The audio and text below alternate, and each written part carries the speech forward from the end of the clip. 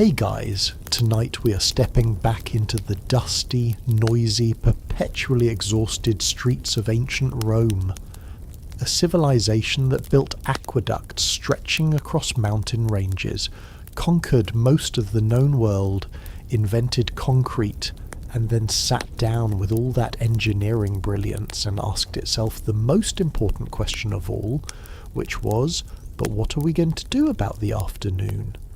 So before you get comfortable, take a moment, like the video, and subscribe. But only if you genuinely enjoy these slow, quiet historical journeys. And please let me know in the comments where you're tuning in from and what time it is for you, because it is always strangely comforting to imagine listeners scattered across the planet drifting into the same story together. Now dim the lights. Find a soft blanket, perhaps turn on a fan for that gentle background hum, and let us ease back into a world of wine, dust, oil, marble, gossip, and the constant low murmur of people trying not to be bored. If there was one universal terror that united every social class of ancient Rome, from the lowest dock worker scrubbing salted fish off his sandals to the highest senator scheming inside a marble villa, it was the deep existential horror of having absolutely nothing to do. Romans treated boredom the way other civilizations treated invasion, as an emergency, as a threat to civic order, as something that required immediate intervention, ideally involving wine, money, naked strangers, animals, betting, shouting, or all of the above simultaneously.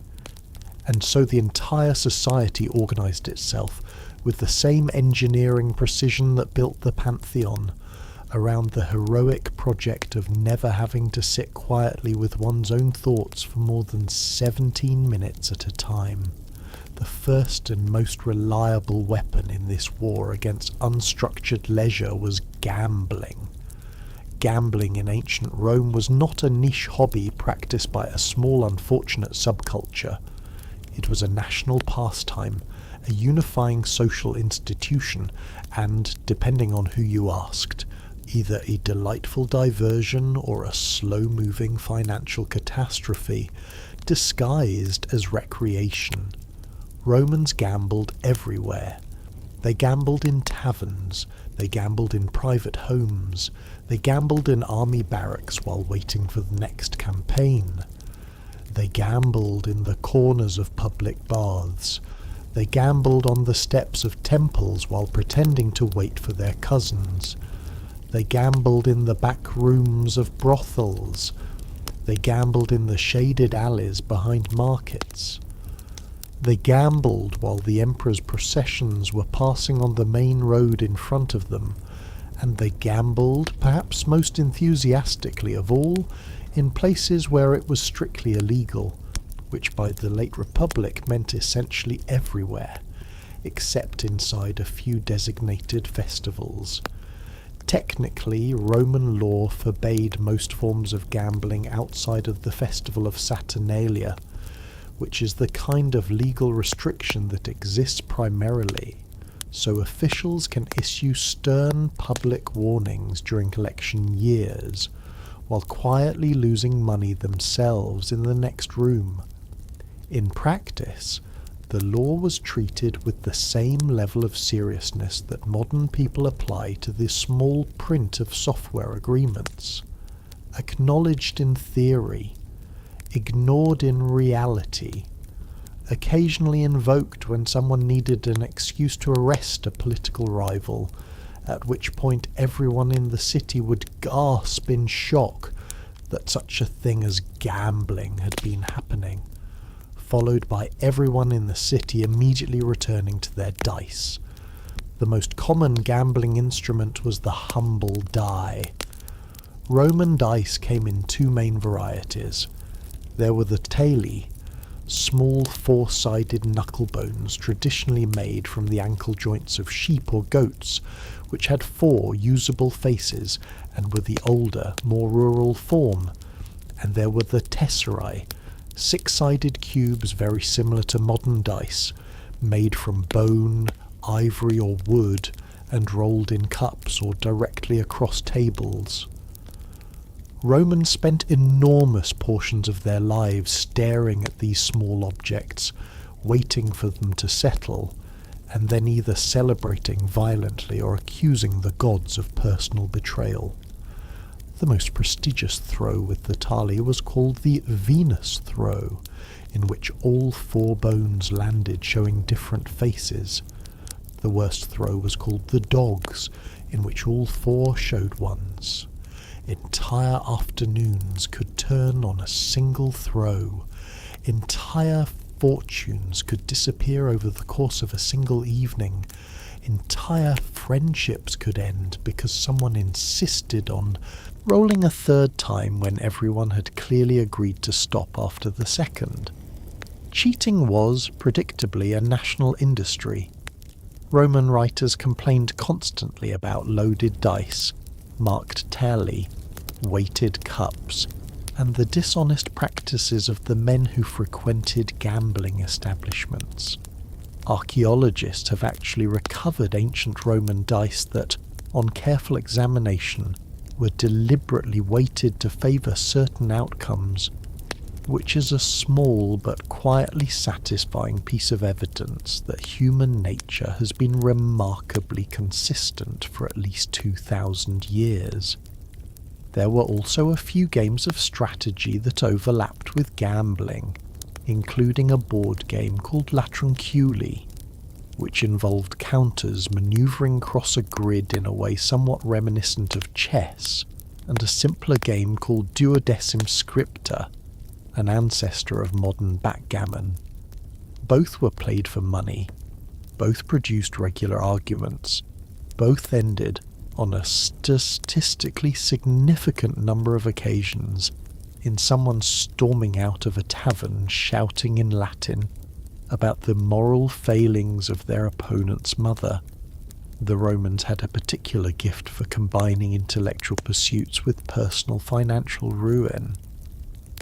The world of professional gambling, lurking beneath the surface of respectable Roman society, deserves a closer look as well, because the empire produced its own ecosystem of dedicated gamblers, dice runners, fortune tellers attached to gambling houses, professional cheaters, debt collectors, and the various intermediaries who flourished wherever money changed hands in ways the tax authorities preferred not to examine too closely.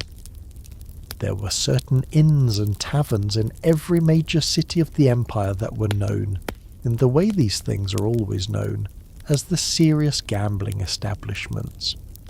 They operated technically within the legal grey zone that exists in every society where gambling is officially restricted but practically tolerated. They paid the appropriate small bribes to the appropriate small officials. They maintained relationships with the local watch. They cultivated the friendship of any minor magistrates who happened to be regular customers, which most of them were, and they served in the evenings as the meeting places for the small floating population of professional gamblers, retired soldiers, dishonest merchants, off-duty actors, and the occasional aristocratic black sheep who had been gently exiled from his family's social circle for reasons that nobody quite cared to investigate. The professional gamblers were a particular type. Roman writers describe them with a mixture of contempt and reluctant admiration. They were men, almost always men, who had abandoned ordinary employment for the precarious life of living off their dice. The most skilled of them could, in a good week, earn more than a respectable craftsman would earn in a month. The least skilled of them slept under the colonnades of public buildings and begged for the price of breakfast. The line between these two outcomes was thinner than most of them publicly admitted, and the same man could pass back and forth across that line many times in the course of a year. The astrologers and fortune-tellers attached themselves to the gambling houses as natural parasites. Romans were deeply superstitious about luck, and any man about to wager a substantial sum was a willing customer for any prediction that promised to influence the dice in his favour. The astrologers cast horoscopes for the evening's play. The fortune-tellers read omens in the flight of birds outside the tavern window, in the patterns of wine spilled on the table, in the entrails of small animals purchased for the purpose, in the markings on the gambler's own palm. None of these techniques worked, of course, but all of them produced clients, and the symbiotic relationship between superstition and gambling kept both industries solvent across the centuries.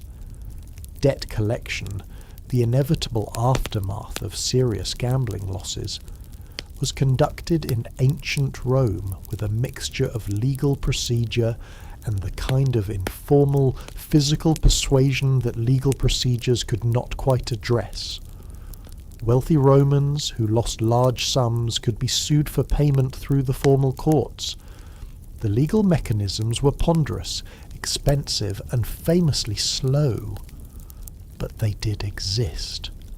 Smaller debts, particularly those incurred in establishments where the original transaction had technically been illegal, were collected through more direct methods, involving large men whose function was to remind the debtor of his obligations in tones that could not easily be ignored.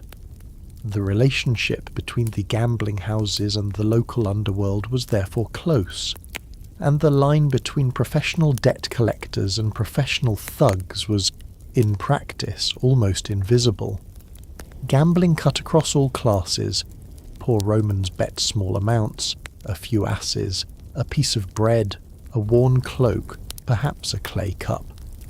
Middling Romans bet wages and savings, occasionally in amounts that should have made them think harder. Wealthy Romans bet with the financial restraint of cats encountering an unattended bowl of cream. Senators lost villas, equestrians lost slaves, aristocrats lost vineyards. Imagine being a Roman wife, and being calmly informed by your husband that the family olive press, which has been in the family for 4 generations, now belongs to a man named Lucius because of an unfortunate evening involving wine, dice, and what your husband insists was an extremely persuasive run of bad luck. This conversation has, in various forms, survived almost untouched for 2 millennia, and modern divorce attorneys would recognize it instantly. The emperors themselves were not above the addiction. Suetonius, the great gossip historian of the early imperial period, devotes considerable attention to the gambling habits of various Caesars. The Emperor Augustus, while publicly virtuous, privately played dice for high stakes and wrote letters to his family members, happily reporting his wins and losses with the cheerful frankness of a man who knows the household accounts can absorb any deficit. The Emperor Claudius was so passionately devoted to dice that he commissioned a special game board built into his carriage, which allowed him to continue gambling during travel, and which represents, in my view, one of the more underappreciated achievements of Imperial Roman engineering.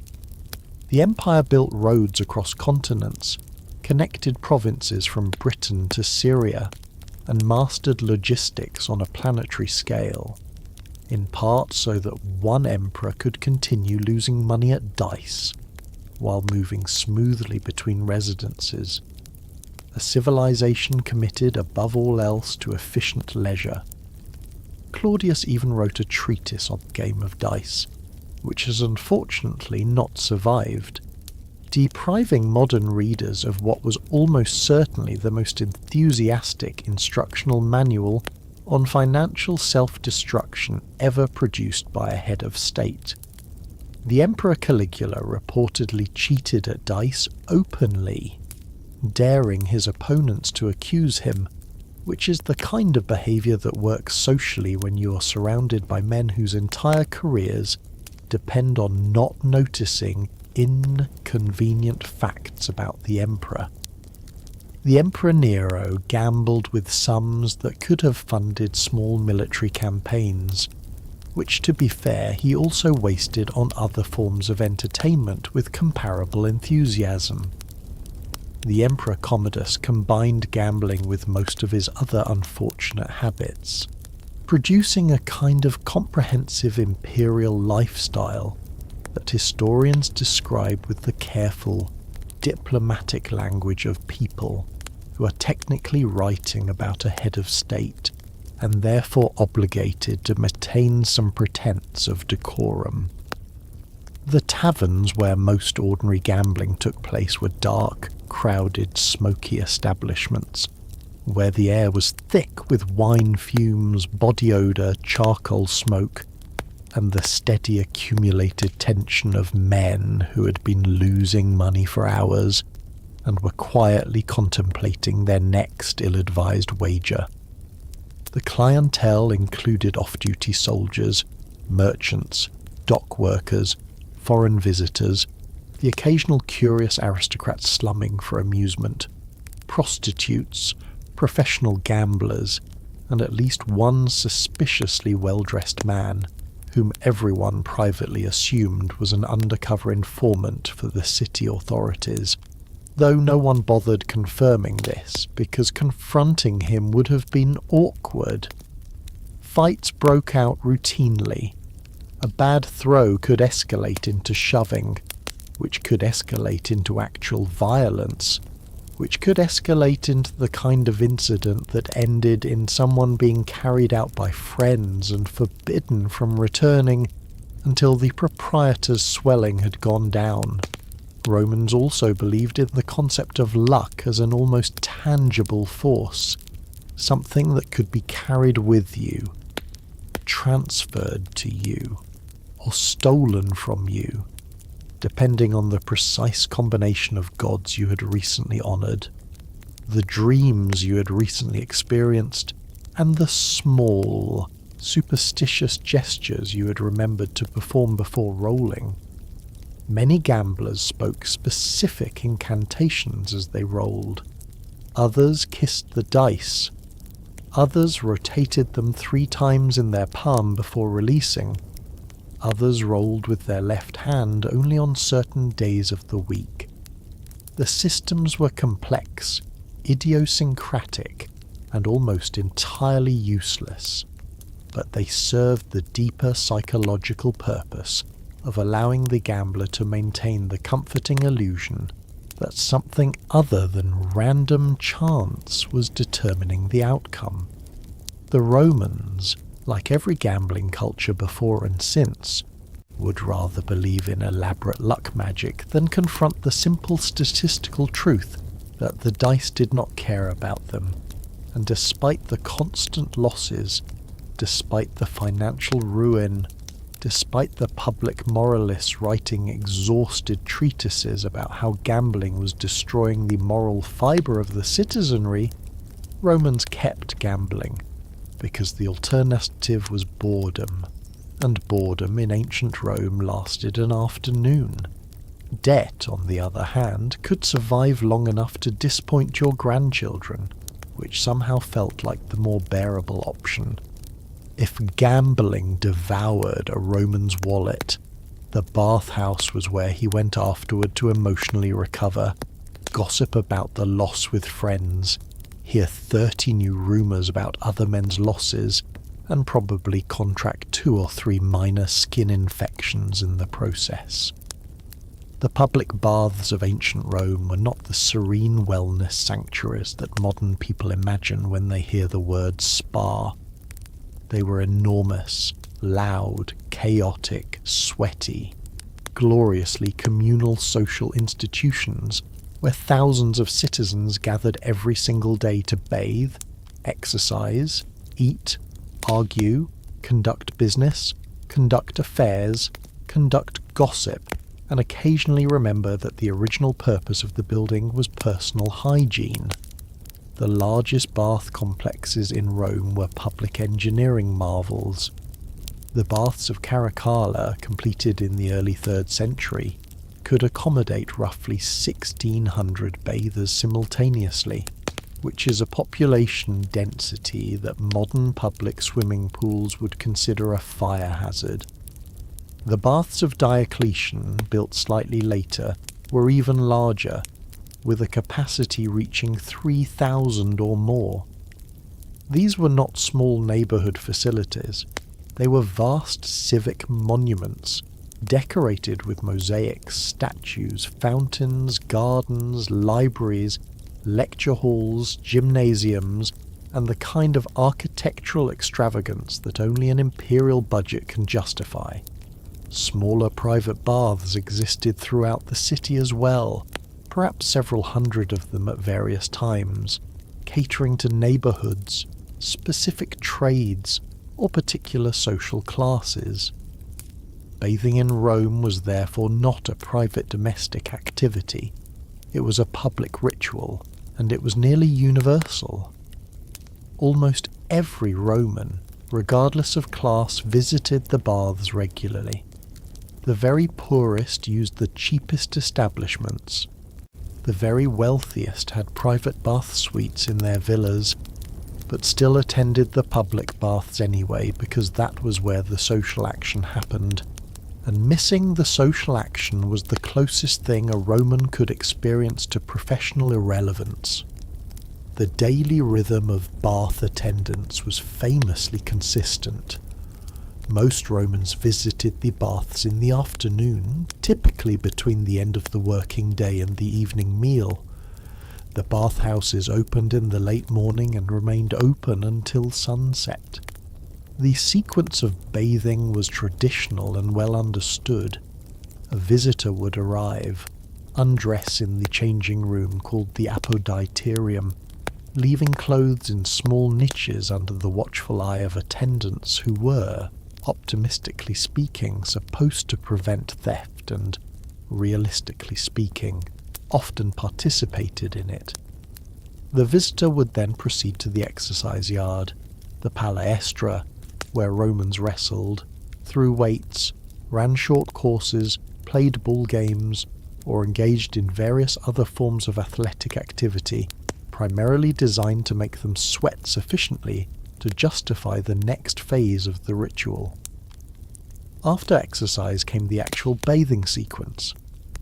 First the tepidarium, a warm room used as a transitional space.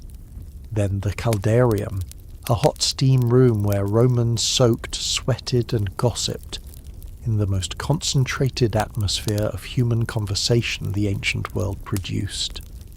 Then back through the tepidarium, and finally to the frigidarium, a cold plunge pool that closed the pores, cooled the body, and produced the satisfying contrast of temperatures that Roman bathers considered essential to a properly executed visit.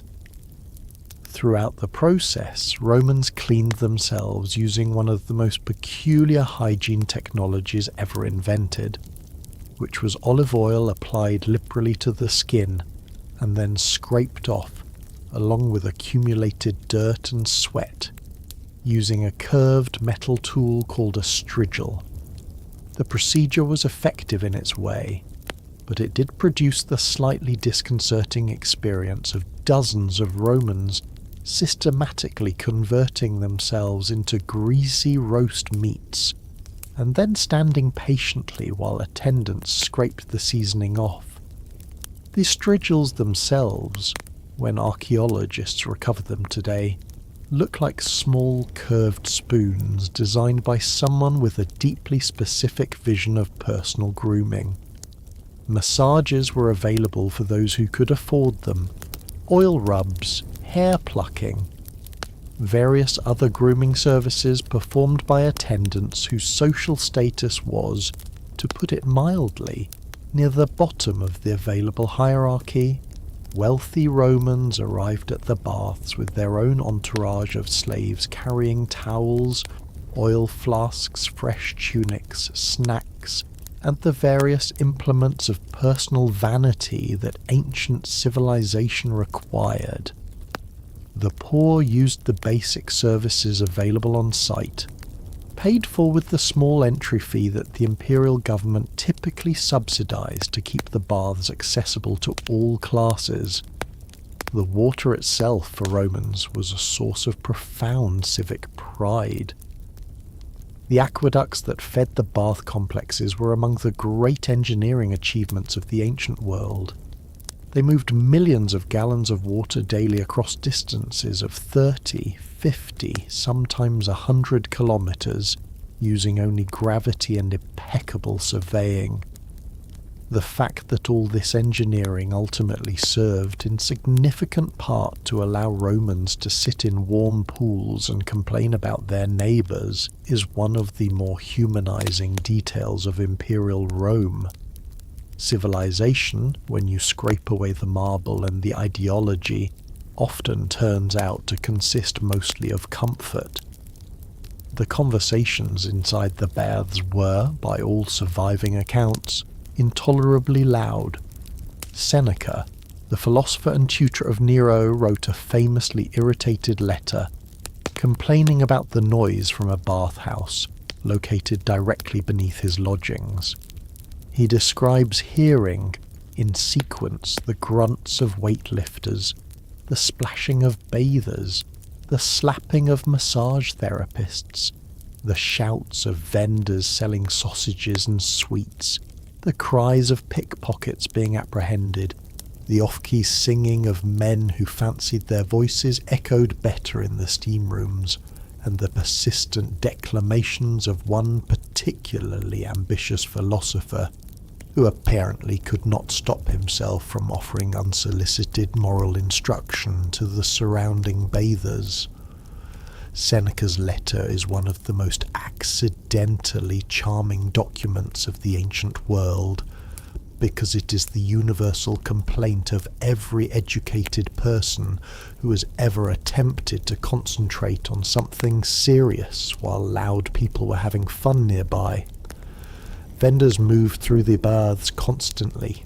They sold sausages, pastries, honey cakes, dried figs, dates, watered wine, snacks of every description. Romans ate as they bathed. They drank as they bathed. They occasionally ate, drank, and gossiped so enthusiastically that they forgot to bathe at all, which the philosophers also wrote letters about. The economy of the bathhouse was a small ecosystem of food sellers, masseurs, hair pluckers, perfume merchants, and occasional fortune tellers, all of whom drifted between the rooms collecting coins from anyone willing to spend on small additional pleasures. Gambling, of course, continued in the corners. Despite the laws, despite the supposed sanctity of the bath as a place of relaxation, men crouched in shaded alcoves throwing dice while pretending to wait for the steam rooms to empty. Some of them lost as much in the baths as they would have lost in dedicated gambling establishments, which says something interesting about the human capacity to combine multiple bad habits into a single efficient afternoon. Social classes mixed freely in the baths in ways that were almost unique in Roman public life. A senator might find himself bathing next to a fishmonger. A wealthy equestrian could brush shoulders, literally, with a freedman who had been a slave the year before.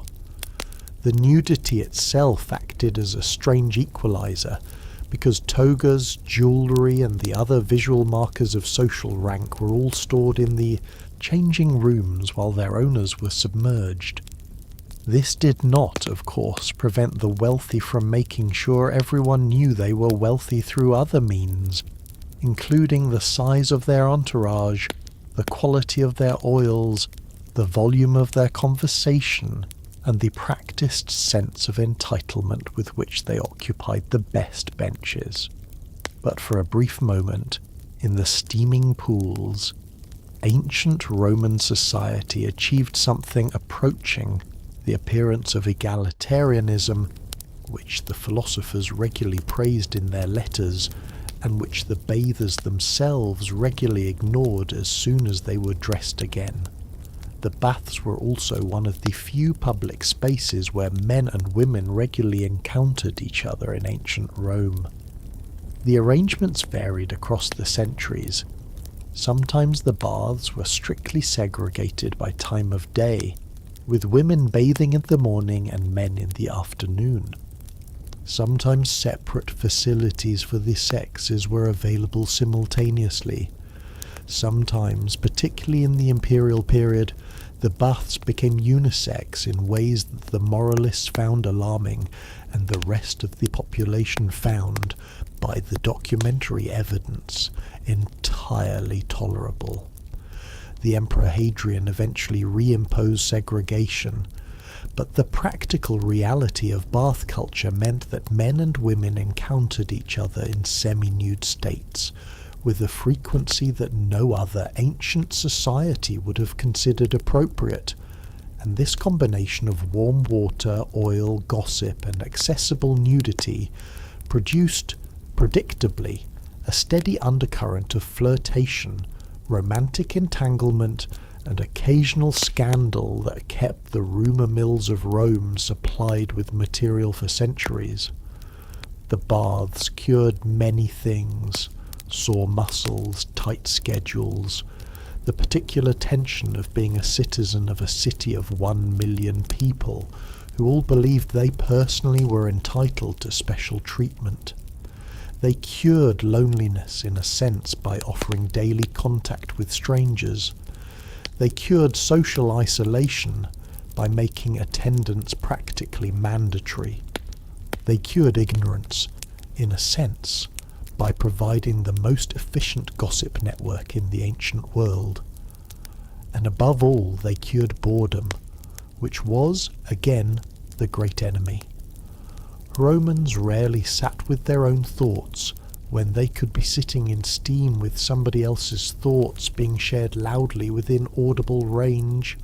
After the baths, the proper Roman might continue his afternoon by returning home to play with his pets, who were waiting impatiently to either greet him affectionately or, more commonly among the elite, to publicly perform some elaborate trick that had been taught at great expense for the entertainment of dinner guests.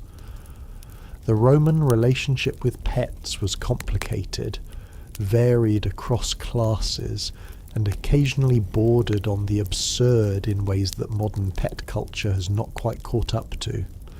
Ordinary Romans kept practical animals, cats, which they had absorbed culturally from the Egyptians during the imperial expansion, and which served the useful function of controlling the rodent population in granaries and apartment blocks. Dogs of various sizes, ranging from working farm dogs to small lap dogs, and including the famously aggressive guard dogs, whose presence was advertised at the entrances of Pompeian houses with the mosaic warning cave canem, "Beware of the dog," one of the most recognizable archaeological artifacts of the ancient world. Birds in cages, particularly songbirds, whose music was considered pleasant background ambience. Fish in decorative ponds, sometimes for eating and sometimes for admiring. The wealthy, however, treated pet ownership as a competitive sport. They imported exotic animals from across the empire and beyond. They commissioned trainers to teach those animals elaborate tricks. They paraded their pets through their atriums, displayed them at dinner parties, and used them as living status symbols in a way that anticipated the modern phenomenon of celebrity pet ownership by approximately 2,000 years. Peacocks were enormously fashionable. Wealthy Romans kept them in their gardens, where the birds wandered between the topiary, screamed their famously unpleasant cries at unexpected moments, and produced the iridescent feathers that decorated everything from cushions to ceremonial fans.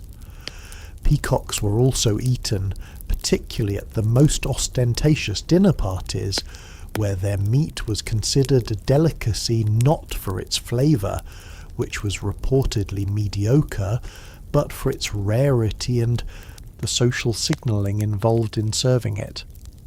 Some Roman cookbooks included recipes for peacock that were, by modern culinary standards, alarming, including elaborate preparations in which the bird's plumage was carefully reattached to the cooked carcass before serving, so that the dish could be presented as though the peacock had voluntarily walked onto the dinner table to be admired. The Romans, when they were not engineering aqueducts, occasionally devoted equal genius to the construction of meals so unnecessary that modern home cooks weep at the labour involved. Parrots were equally prized, and the talking parrots imported from Africa and India became one of the most coveted exotic pets of the empire. Wealthy Romans paid enormous sums for parrots and ravens that could be trained to greet visitors with appropriate phrases, recite the names of distinguished guests, or even, in some celebrated cases, deliver crude political insults to people the owner secretly disliked. There is a beautiful and slightly embarrassing record of one Roman who reportedly spent more on his trained raven than on his villa, partly because the bird could greet the Emperor Augustus with the appropriate honorific phrase, which apparently was sufficiently impressive that the Emperor purchased the raven from its owner at a price that financed the man's retirement. Birds that could be trained to insult specific senators were, by some accounts, even more valuable in certain political circles, though the owners were generally careful about which guests were present when the bird was performing. Several Roman writers preserve stories about famously articulate birds that became local celebrities in their neighbourhoods. One raven supposedly memorized the morning greetings used by shopkeepers in a particular market and recited them on a loop throughout the day. Another parrot was said to imitate the sound of dropping coins so accurately that beggars in its owner's street kept investigating the area, which the owner found delightful, and the beggars found increasingly demoralizing. A third bird of indeterminate species became famous for whispering what sounded like household secrets to visiting dignitaries, much to the embarrassment of its owner, who eventually was forced to sell the bird discreetly to a household in another district. Cats, while present, were not yet quite the universal household companion they would become in later European history. The Romans tolerated cats more than they cherished them. Cats were respected for their hunting abilities, useful for keeping mice out of grain stores, and increasingly admired for the mystique that Egyptian religion had attached to them. But the deep emotional bond between humans and cats that defines modern pet culture was still developing. The Roman household cat was more an employee than a companion, paid in occasional scraps and the tolerance of its independent personality. Dogs were a different matter entirely. Romans loved their dogs in ways that the surviving epitaphs and inscriptions make almost embarrassingly clear. Gravestones for beloved dogs survive from across the empire, including one famous example in which a Roman family commemorates their pet with verses describing the dog's personality, faithfulness, and the gap her death had left in the household. Lap dogs, particularly the small Melton breed that appears to have been an ancestor of the modern Maltese, were carried around by wealthy Roman women with the same affectionate attention that their modern equivalents receive today. The dogs slept on cushions, ate from the table, and were buried with proper ceremony when they died. One Roman poet, when his lover died, wrote that he envied her pet sparrow for the years it had spent in her lap, which is the kind of literary detail that humanizes the ancient world more efficiently than most political treatises. Beyond the standard pets, however, the truly competitive aristocracy moved into the exotic category, where things became progressively stranger. Some wealthy Romans kept small monkeys, which were imported from Africa and trained to perform tricks at dinner parties, accept treats from guests, and depending on the temperament of the individual monkey, either entertain the company or systematically destroy small valuable objects throughout the household. A monkey was a high-maintenance pet that demonstrated wealth, taste, and a certain willingness to tolerate chaos, all of which were considered virtues among the social class that could afford them. Snakes appeared in some wealthy homes partly as decorations and partly as religious objects, since serpents were associated with several Roman cults. The household snake slithering between the columns of a private peristyle garden was both an exotic curiosity and a faint religious gesture, which is the kind of dual purpose that Roman elites particularly enjoyed because it allowed them to display piety and wealth in the same breath. Fish ponds became, among the very rich, a kind of elaborate competitive arena. Wealthy Romans constructed enormous aquariums in their villas and stocked them with rare species. Some owners reportedly developed personal relationships with their fish, naming them, calling them to the surface for feeding, and grieving when they died. The orator Hortensius, a rival of Cicero, was famous for weeping openly when one of his pet fish passed away. Cicero, in his correspondence, mocked the men who kept fish ponds, accusing them of caring more about their bream and mullet than about the political fate of the Republic, which was, in fairness, probably accurate. The fish themselves were valuable, and some species were so expensive that owning a well-stocked pond was equivalent to owning a small fleet of merchant ships. Exotic large cats appeared in the most ostentatious households. Lions, leopards, even the occasional tiger were kept by emperors and the wealthiest aristocrats. These animals were primarily destined for the arena, but during their lives they sometimes lived in private menageries that doubled as decorative gardens. Visitors to such estates would be led past cages of growling predators with the same casual pride a modern host might use when showing off a wine cellar. The animals themselves, of course, were miserable, and the moral horror of the practice has been thoroughly documented by modern historians. But for ancient Roman elites, the keeping of dangerous animals was simply another expression of dominance over nature. The empire conquered men. The household conquered beasts. The same impulse expressed at different scales. Bears, deer, ostriches, antelopes, and even the occasional crocodile turned up in the more theatrical Roman estates. There are records of wealthy individuals essentially constructing private zoos, partly for entertainment and partly to supply the public games when the emperor was hosting a particularly large spectacle.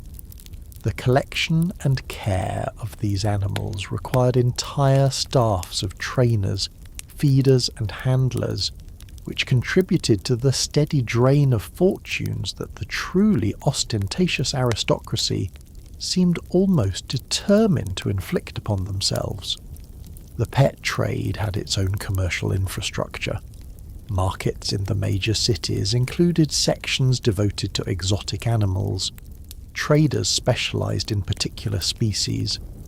Trainers offered their services to teach birds to speak, dogs to perform tricks, and monkeys to refrain from biting guests with varying success rates. A network of suppliers stretched from the African provinces to the eastern frontier, channeling rare animals into the homes of Romans who had run out of other ways to demonstrate that they had too much money. And throughout all of this, the deeper purpose of pet ownership was, of course, the same as the deeper purpose of almost every other Roman pastime: the relief of boredom. A peacock screaming in your garden was not silent. A parrot insulting your guests was not boring. A monkey throwing fruit at the dinner table was not predictable.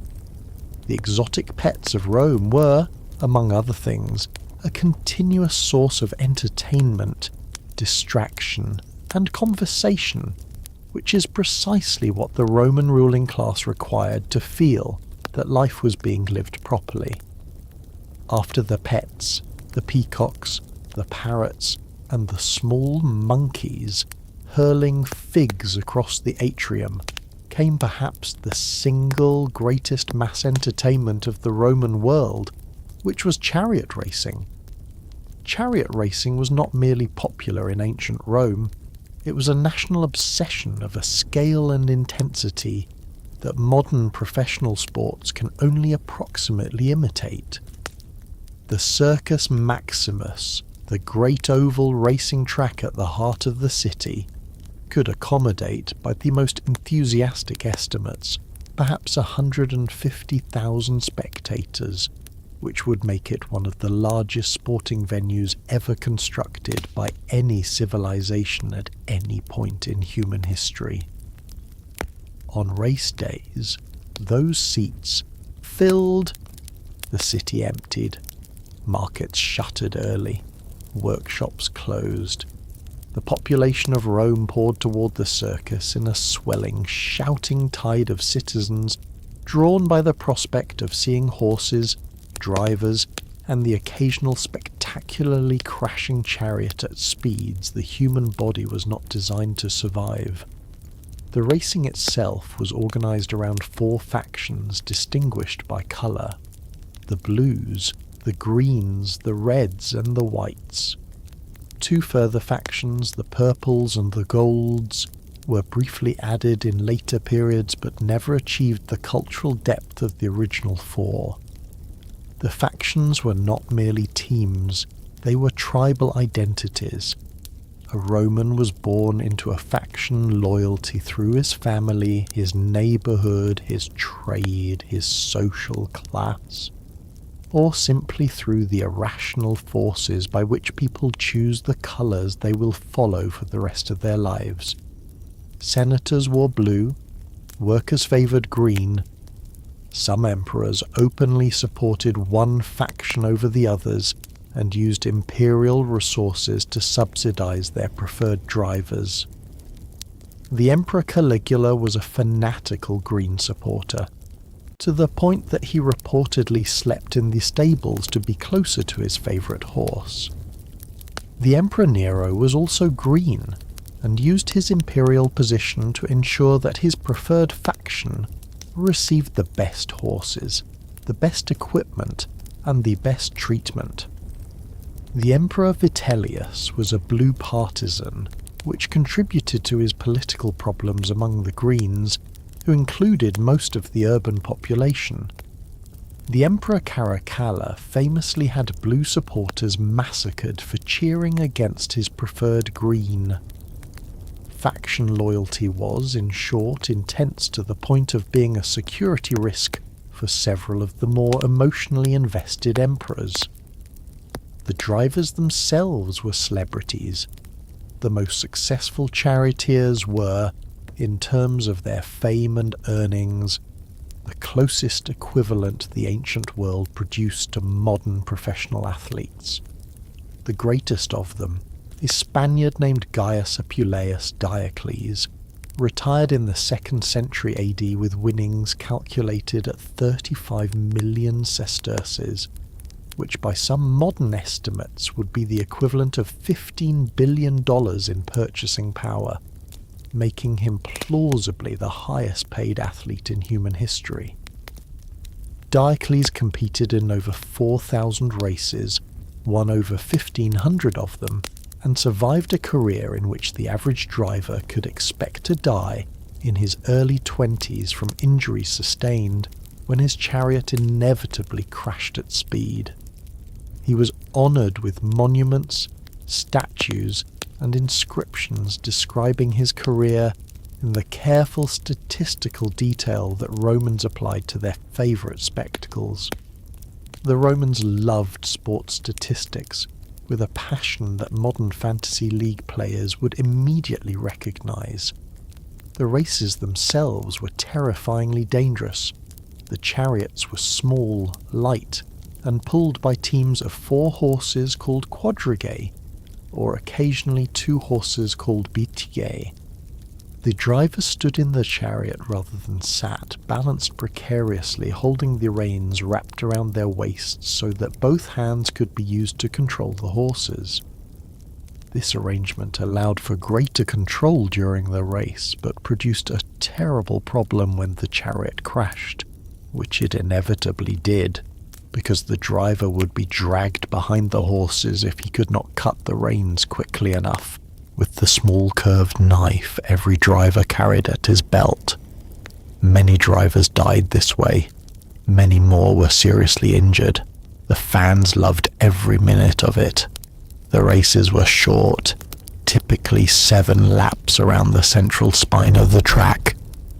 They took about 15 minutes from start to finish, and a typical day's program included dozens of races, sometimes 100 or more, if the imperial sponsor wanted to make a particularly grand show. The spectators bet enormously on the outcomes. Fortunes changed hands during each race. Riots occasionally broke out between supporters of rival factions, particularly when a contested result favoured one side over another. In the later Eastern Empire, the faction rivalries became so serious that they spilled into actual urban warfare, as during the famous Nika riots in Constantinople under the Emperor Justinian, when faction tensions combined with political grievances to produce a near revolution. The Romans never quite reached that level of organised violence, but the seeds were always there. In every shouting match between blues and greens in the cheap seats, the horses themselves became celebrities. Romans memorized the names of famous horses the way modern fans memorize the names of star players. Inscriptions and mosaics preserve the names of dozens of famous racing horses, often with notes about their victories, their lineages, and their distinctive temperaments. The Emperor Caligula's favourite horse, Incitatus, became one of the most famous animals of the ancient world, partly because Caligula allegedly considered appointing it to a consulship, which historians have debated for centuries, and which most modern scholars consider either a misunderstood joke on the emperor's part or evidence that he had passed beyond ordinary derangement into a more interesting metaphysical territory. Either way, the horse lived in a marble stable, ate from an ivory manger, and was attended by slaves whose social rank exceeded that of many free citizens, which is one of the more economically inefficient applications of imperial resources in the surviving records. Beyond chariot racing, however, the empire offered another and even more famous form of mass entertainment, which was the gladiatorial games. The gladiatorial games occupy a strange position in modern memory, partly because Hollywood has reduced them to a single oversimplified image, and partly because the moral horror of the institution makes modern audiences want either to condemn it loudly or less honourably, to enjoy it secretly through the safety of fictional representations. The reality was more complicated than either treatment usually allows. Gladiatorial combat originated in funerary rituals of the Etruscans and southern Italians, where pairs of armed men fought at the funerals of important persons, possibly as a form of human sacrifice or possibly as a symbolic combat intended to honour the dead. The Romans absorbed the practice, expanded it, and gradually transformed it from a religious rite into a vast entertainment industry that consumed staggering numbers of lives over several centuries.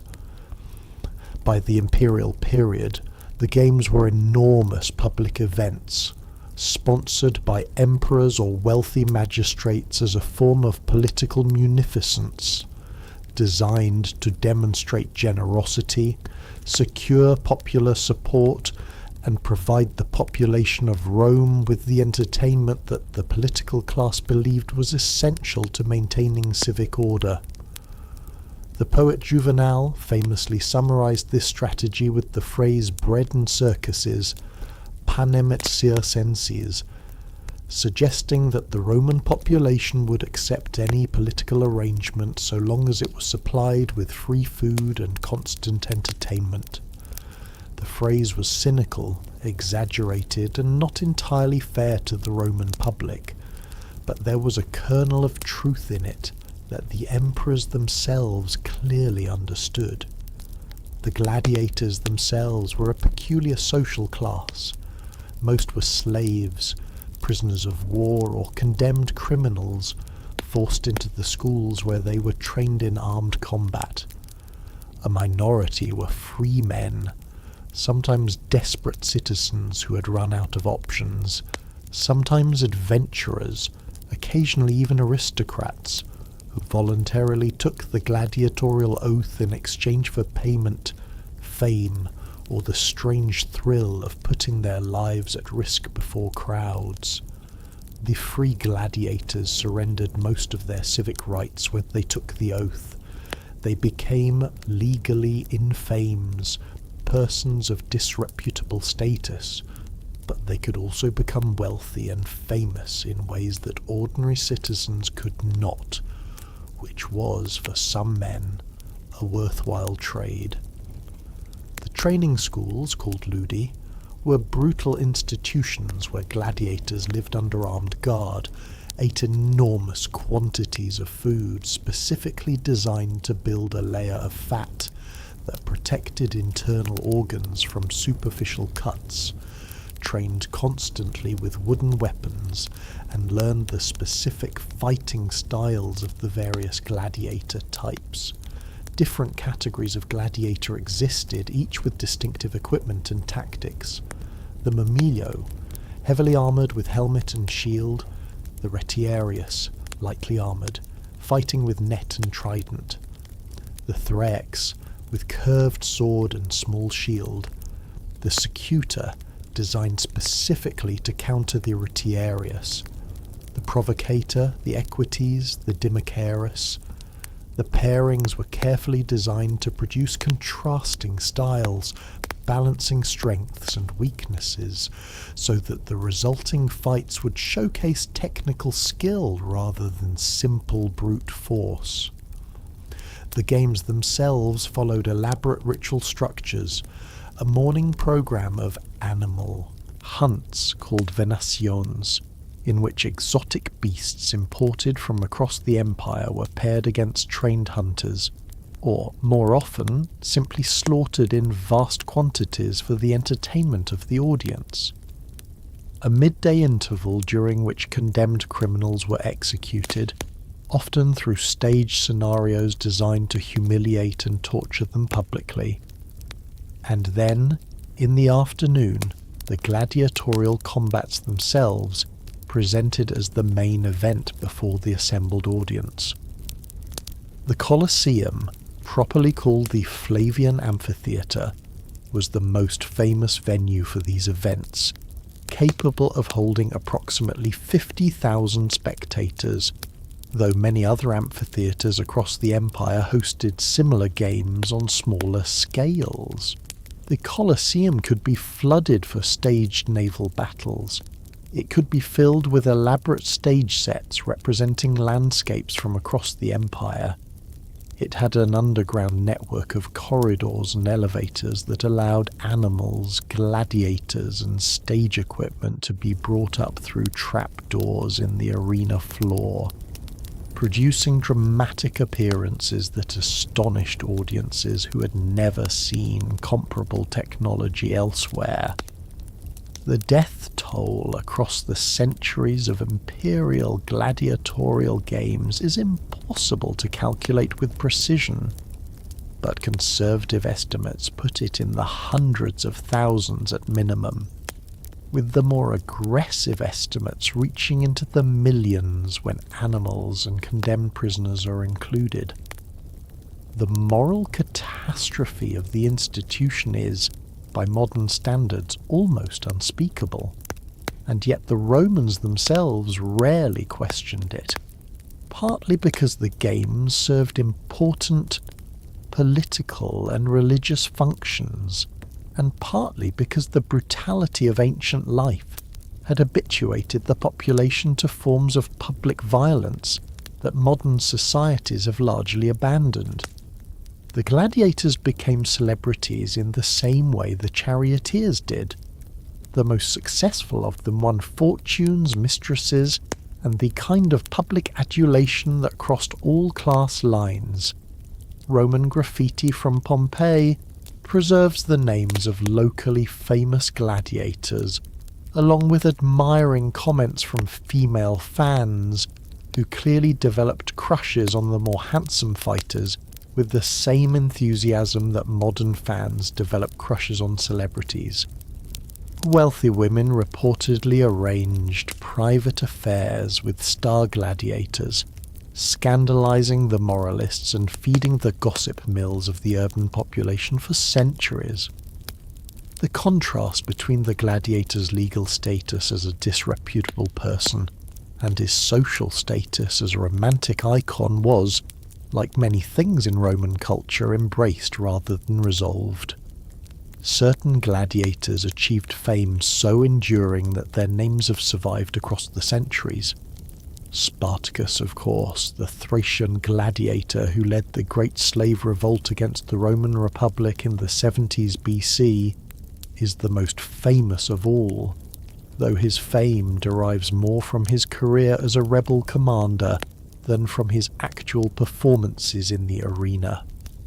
He had been trained at the school of Lentulus Batiatus in Capua, escaped with about 70 companions, gathered a vast army of escaped slaves and dispossessed peasants, defeated several Roman armies, and held out for 2 years against the increasingly desperate efforts of the Roman state to crush him. He was finally killed in battle against Crassus, and the 6,000 surviving rebels were crucified along the Appian Way as a warning to anyone who might consider similar rebellion in the future. The cultural memory of Spartacus, however, refused to die, and his name has been invoked across the centuries by every subsequent movement for slave liberation or popular revolt. The Romans, in their attempt to make an example of him, accidentally created one of the most enduring symbols of resistance in Western history. Other famous gladiators are known to us through inscriptions, graffiti, and the occasional surviving anecdote. Flamma, a Syrian by birth and a slave by status, fought 34 fights, won 21, drew 9, and was spared by the crowd in the 4 he lost. He was offered freedom 4 times and refused it each time, preferring to continue his career as a celebrated fighter rather than return to obscurity as a free man. His tombstone, recovered in Sicily, preserves the careful statistics of his career in the same way modern athletes are remembered through their records. Carpophorus, a famous bestiarius, was credited with killing 20 wild beasts in a single afternoon at the games celebrating the opening of the Colosseum.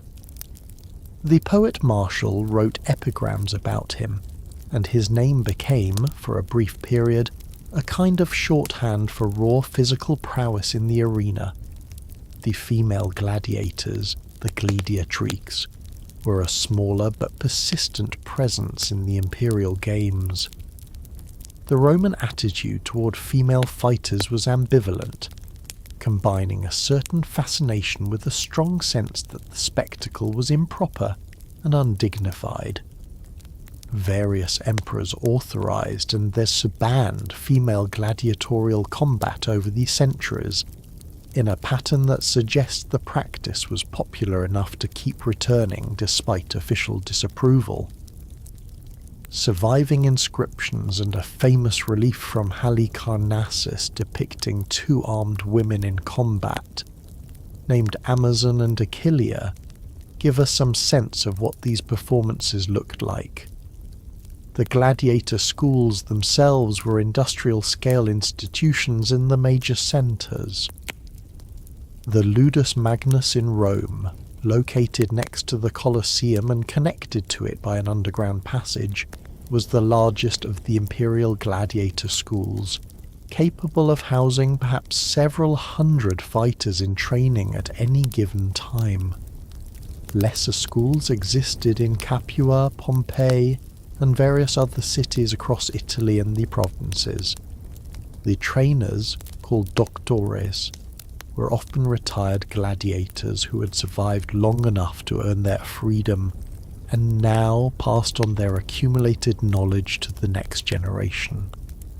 The medical care available to the gladiators was, paradoxically, some of the most advanced in the ancient world. Galen, the great physician of the 2nd century AD, whose medical works dominated European medicine for over 1,000 years, began his career as a doctor to the gladiators at Pergamon, and his anatomical knowledge benefited considerably from the steady stream of injured patients his position provided. The gladiators ate a specialized diet called gladiatorial barley, which consisted heavily of barley, beans, and other foods designed to build a protective layer of subcutaneous fat.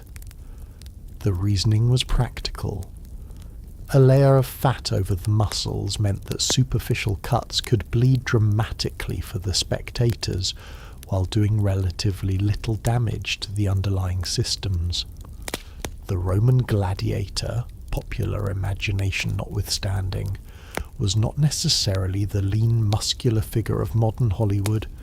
He was often, by modern standards, slightly chubby, with a body composition deliberately engineered to survive theatrical wounds. The relationship between the audience and the gladiators was complex and emotionally intense. Crowds developed favourites.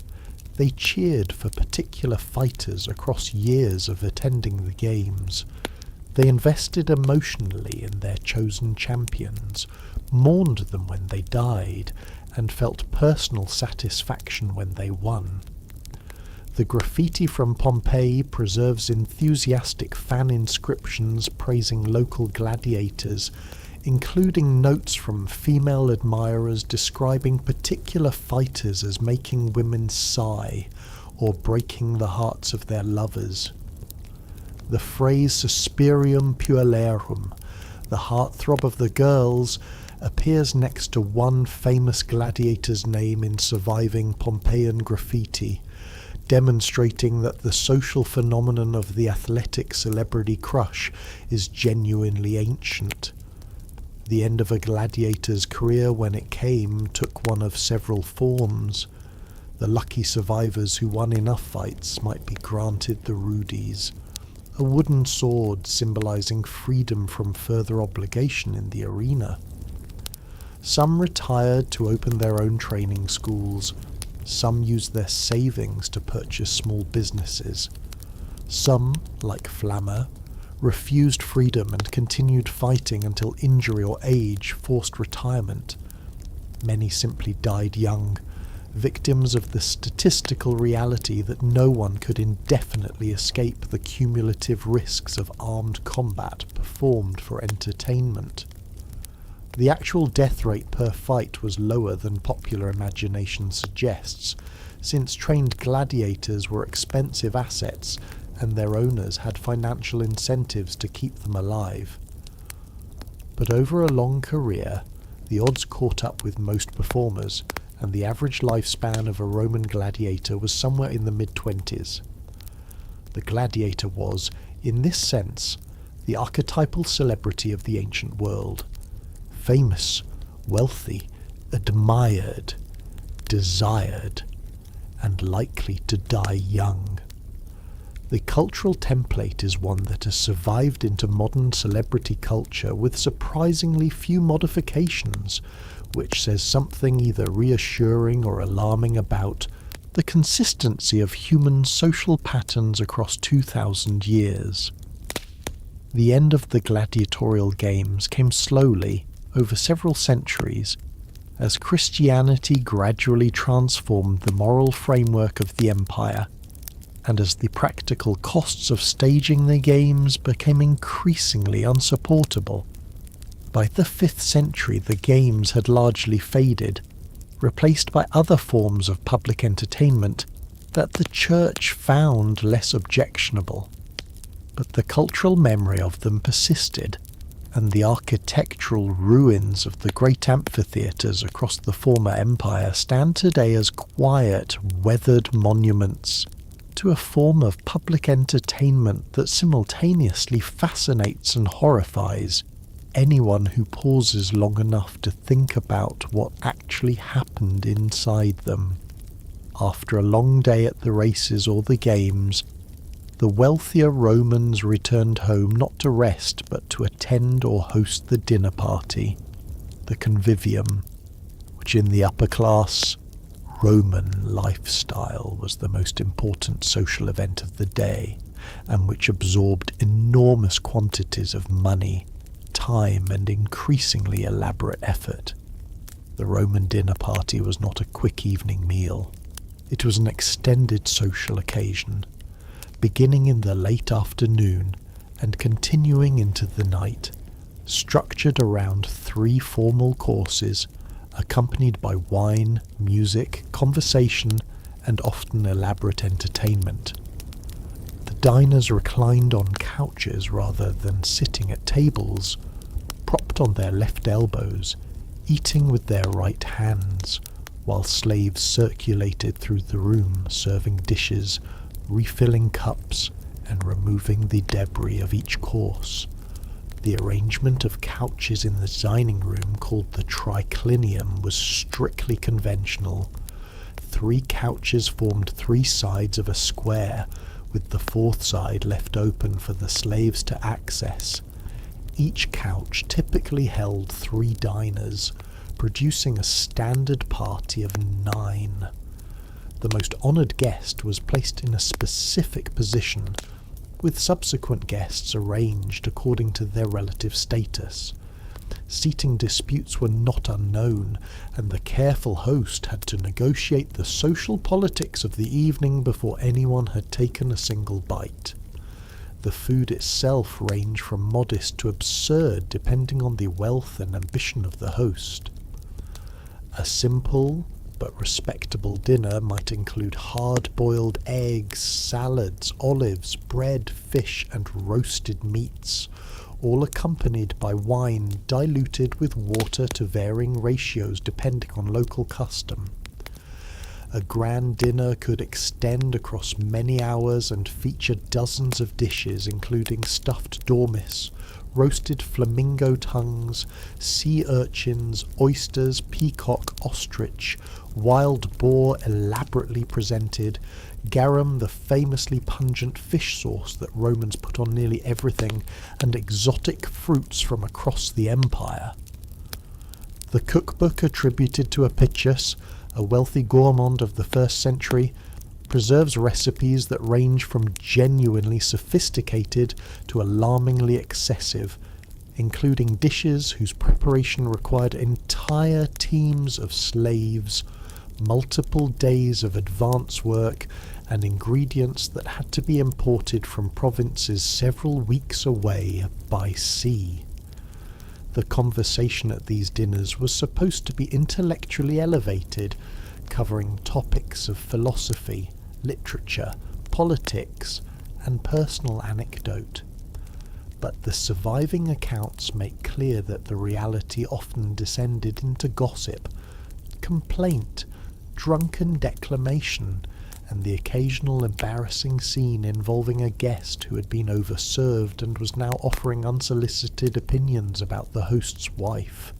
The Roman dinner party was, in this sense, deeply recognizable to anyone who has attended a wedding reception or corporate function in any subsequent civilization. Some hosts arranged elaborate entertainment to accompany the meal. Musicians played background music on flutes and lyres. Singers performed, acrobats tumbled, poets recited their work, sometimes their own, and sometimes the work of more celebrated authors. Philosophers led discussions on prepared topics. The wealthiest hosts hired troops of professional entertainers and competed openly for the reputation of having staged the most memorable parties of the season. The unfortunate Trimalchio, the fictional host of the most famous dinner party in surviving Roman literature, the Tina Trimalchionis in Petronius's Satyricon, is a satirical exaggeration of the wealthy freedman who has more money than taste, and who consequently produces an evening of grotesque excess in which the food becomes the entertainment.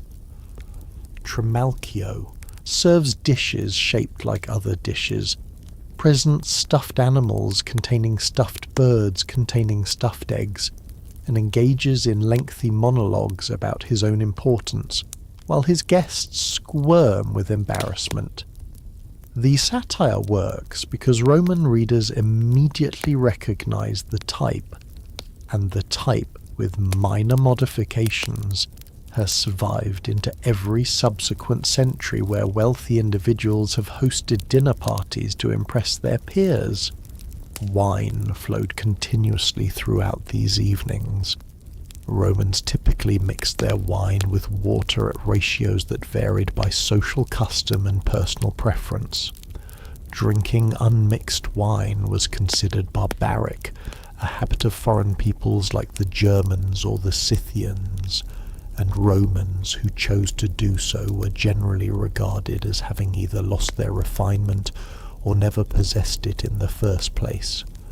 But the diluted wine was still alcoholic, and a Roman dinner party that ran from late afternoon until late night could produce in some of its guests levels of intoxication that the moralists wrote about with the same exhausted disappointment that they applied to gambling and gladiatorial enthusiasm. Vomiting between courses in order to make room for additional food is one of the persistent images of Roman dining that modern people half remember from school. The reality is more nuanced. While there were certainly some Romans who induced vomiting at extravagant meals, the so-called vomitorium was not, as popular myth holds, a special architectural room dedicated to the purpose. The word actually referred to the entrance corridors of amphitheatres, through which audiences spilled forth at the end of events. The conflation of the architectural term with the dietary practice is a relatively recent confusion, but the underlying truth that some wealthy Romans did overeat to the point of induced regurgitation is genuine, and it represents one of the more uncomfortable aspects of the imperial dining culture. Below the level of the great convivia, ordinary Romans ate more modestly. The poor purchased prepared food from street vendors, since the cramped apartment blocks in which they lived rarely included proper kitchens. The taverns offered hot meals at affordable prices. The forums had stalls selling bread, sausages, olives, dried fish, and watered wine. The Roman urban diet for the average citizen was, by modern standards, not luxurious but reasonably varied, and it included far more whole grains, vegetables, and legumes than the wealthy diet, which tended toward meat, fish, and prepared foods that the modern nutritionist would consider alarming. The theatre, when it survived the competition with the chariots and the gladiators, occupied a quieter but still significant place in Roman entertainment.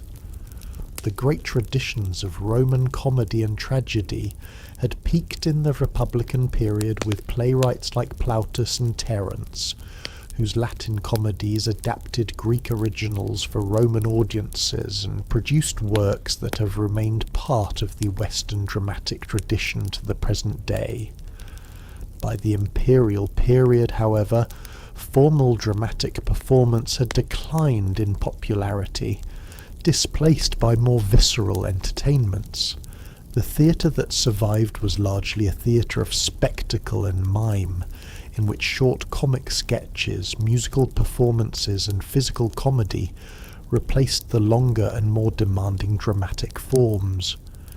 Pantomime, a kind of solo dance drama in which a masked performer enacted entire mythological stories through gesture while accompanied by a chorus and musicians, became enormously popular during the early empire and produced its own celebrity performers, some of whom achieved the same kind of fame and adoration as the chariot drivers and the gladiators. Roman audiences could be deeply invested in the rivalries between rival pantomime stars and riots between fan factions of competing performers occasionally required the intervention of the urban authorities. Public readings of new literary works were also popular among the educated classes. Wealthy patrons hosted recitations at which poets and orators read their latest compositions before invited audiences. The conventions of these recitations could be exhausting, since the audience was expected to listen attentively, applaud at appropriate moments, and offer constructive criticism afterward, even when the work being read was frankly terrible. Many surviving Roman literary works contain references to particularly painful recitations in which untalented authors subjected captive audiences to hours of mediocre verse, and the survivors then wrote letters of complaint that have been preserved for posterity. Sometimes the only thing more enduring than great Roman literature is the documentation of bad Roman literature. Hunting was the favoured pastime of the aristocratic class outside the city. Wealthy Romans maintained country estates where they hunted deer, boar, hare, foxes, and various game birds, often as a way of mixing exercise with social bonding among male friends. The hunt was, in its way, a quieter and more refined version of the public spectacles, since it allowed the participants to test their courage and skill against wild animals without the moral compromises of the amphitheatre. Some emperors hunted with such enthusiasm that they organised hunts on a near-industrial scale, with hundreds of animals driven through prepared landscapes for the imperial party to slaughter. Other emperors hunted more modestly, treating it as personal recreation rather than imperial spectacle. The poet Horace, the orator Pliny the Younger, and various other figures of the literate Roman elite have left charming accounts of country hunting trips, in which the actual hunting was almost incidental to the pleasure of being in the countryside, away from the noise and politics of the city. Some Roman hunters caught small game and brought it back alive to stock their gardens or their fish ponds. Some captured exotic species for sale to the trainers who supplied the games. Some simply enjoyed the long afternoons in the woods, accompanied by their hunting dogs, their friends, and the slow contemplative rhythm of pursuing animals through dappled forest light. There was, in the Roman elite, an enduring nostalgic affection for the simple pleasures of rural life, even among men who would have been horrified at the suggestion of actually moving to the countryside permanently. The countryside was, like many beloved places, best enjoyed in carefully managed doses. Board games filled the quieter hours when no other entertainment was available. La Trunsuli, the strategy game mentioned earlier, was played seriously by Romans who took intellectual pride in their tactical abilities. Duodecim Scripta, the predecessor of backgammon, was simpler and more dependent on the luck of the dice, but produced its own loyal following. Various other games whose rules have not survived in detail appear in inscriptions, mosaics, and references in literature, suggesting that the Roman fondness for tabletop entertainment was even more diverse than the surviving evidence allows us to reconstruct. Children played their own games, of course, including knucklebones, tops, hoops, simple dolls for girls, miniature chariots and toy soldiers for boys, and the kind of improvised street games that children in every era have invented when adult supervision is incomplete.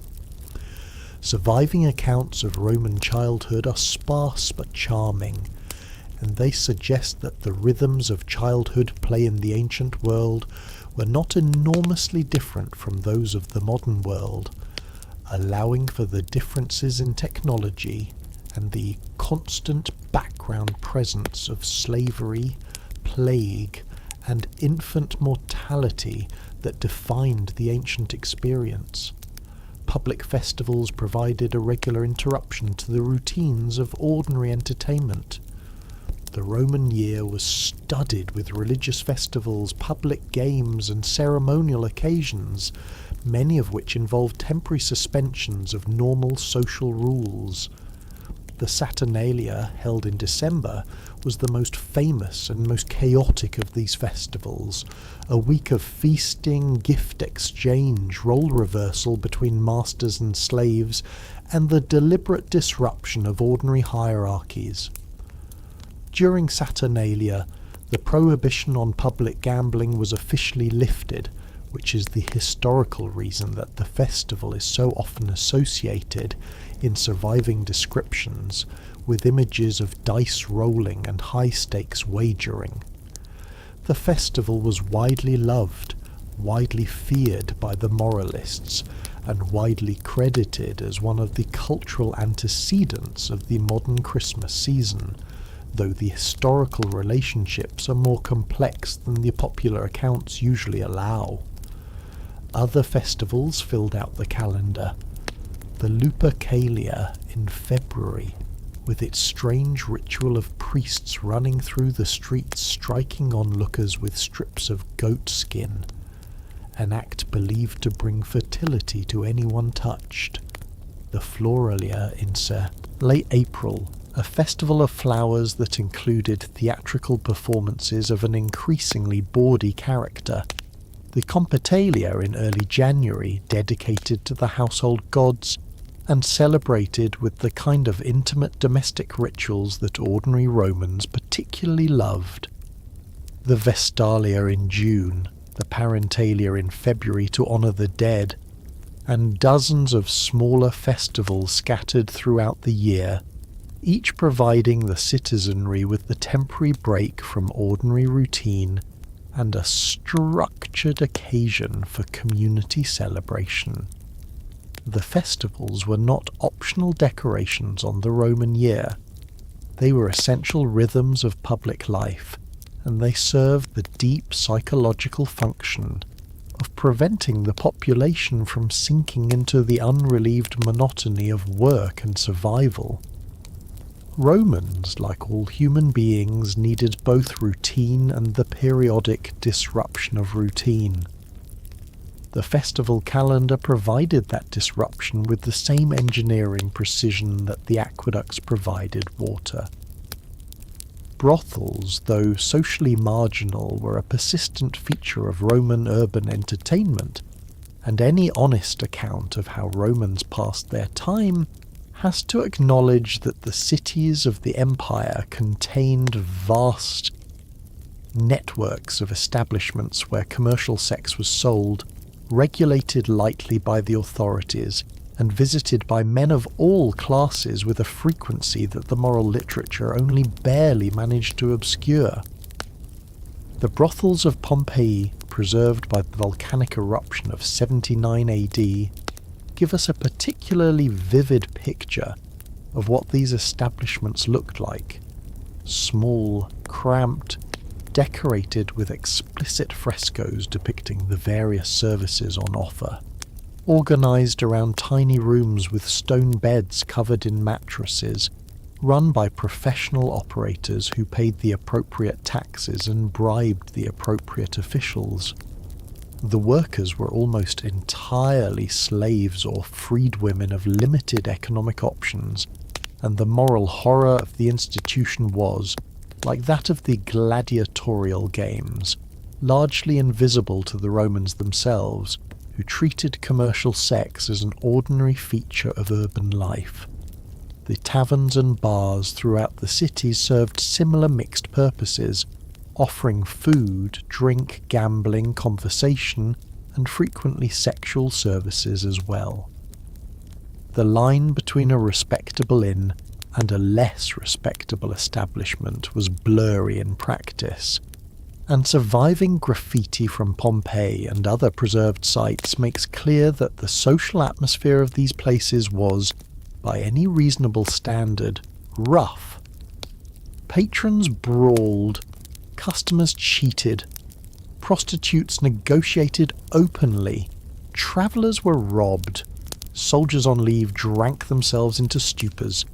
The street-level entertainment culture of ancient Rome was, in short, not the dignified marble fantasy that later Renaissance artists imagined when they painted scenes of toga-clad philosophers debating beneath ideal classical porticos. It was loud, dirty, often dangerous, frequently illegal, and almost always crowded. And it was, despite all of that, beloved. Because for ordinary Romans, the taverns and the bars and the small dirty entertainments of the urban evening were the alternative to lonely apartments and the empty stretch of unfilled hours. Better the rough noise of the public space than the silence of one's own room. Better the company of strangers than the slow tick of the water clock measuring out an evening alone. The Romans, even more than most ancient peoples, defined themselves through their public life.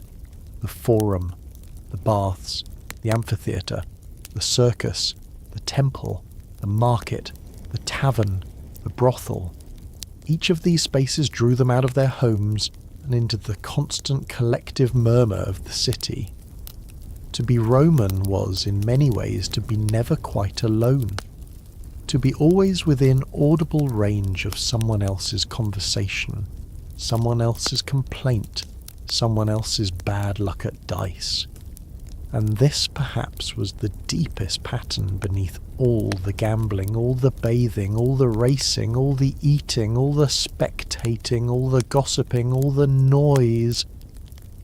The Romans had built a civilization that allowed almost no one to be truly idle for long.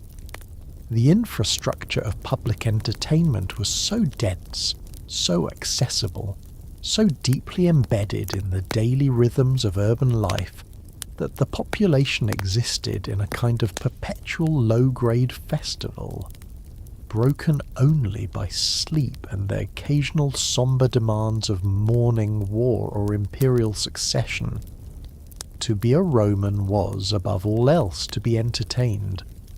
To miss the entertainment was to miss being Roman, and the more one looks at the way the empire organised its leisure, the more one realises that the strategy worked.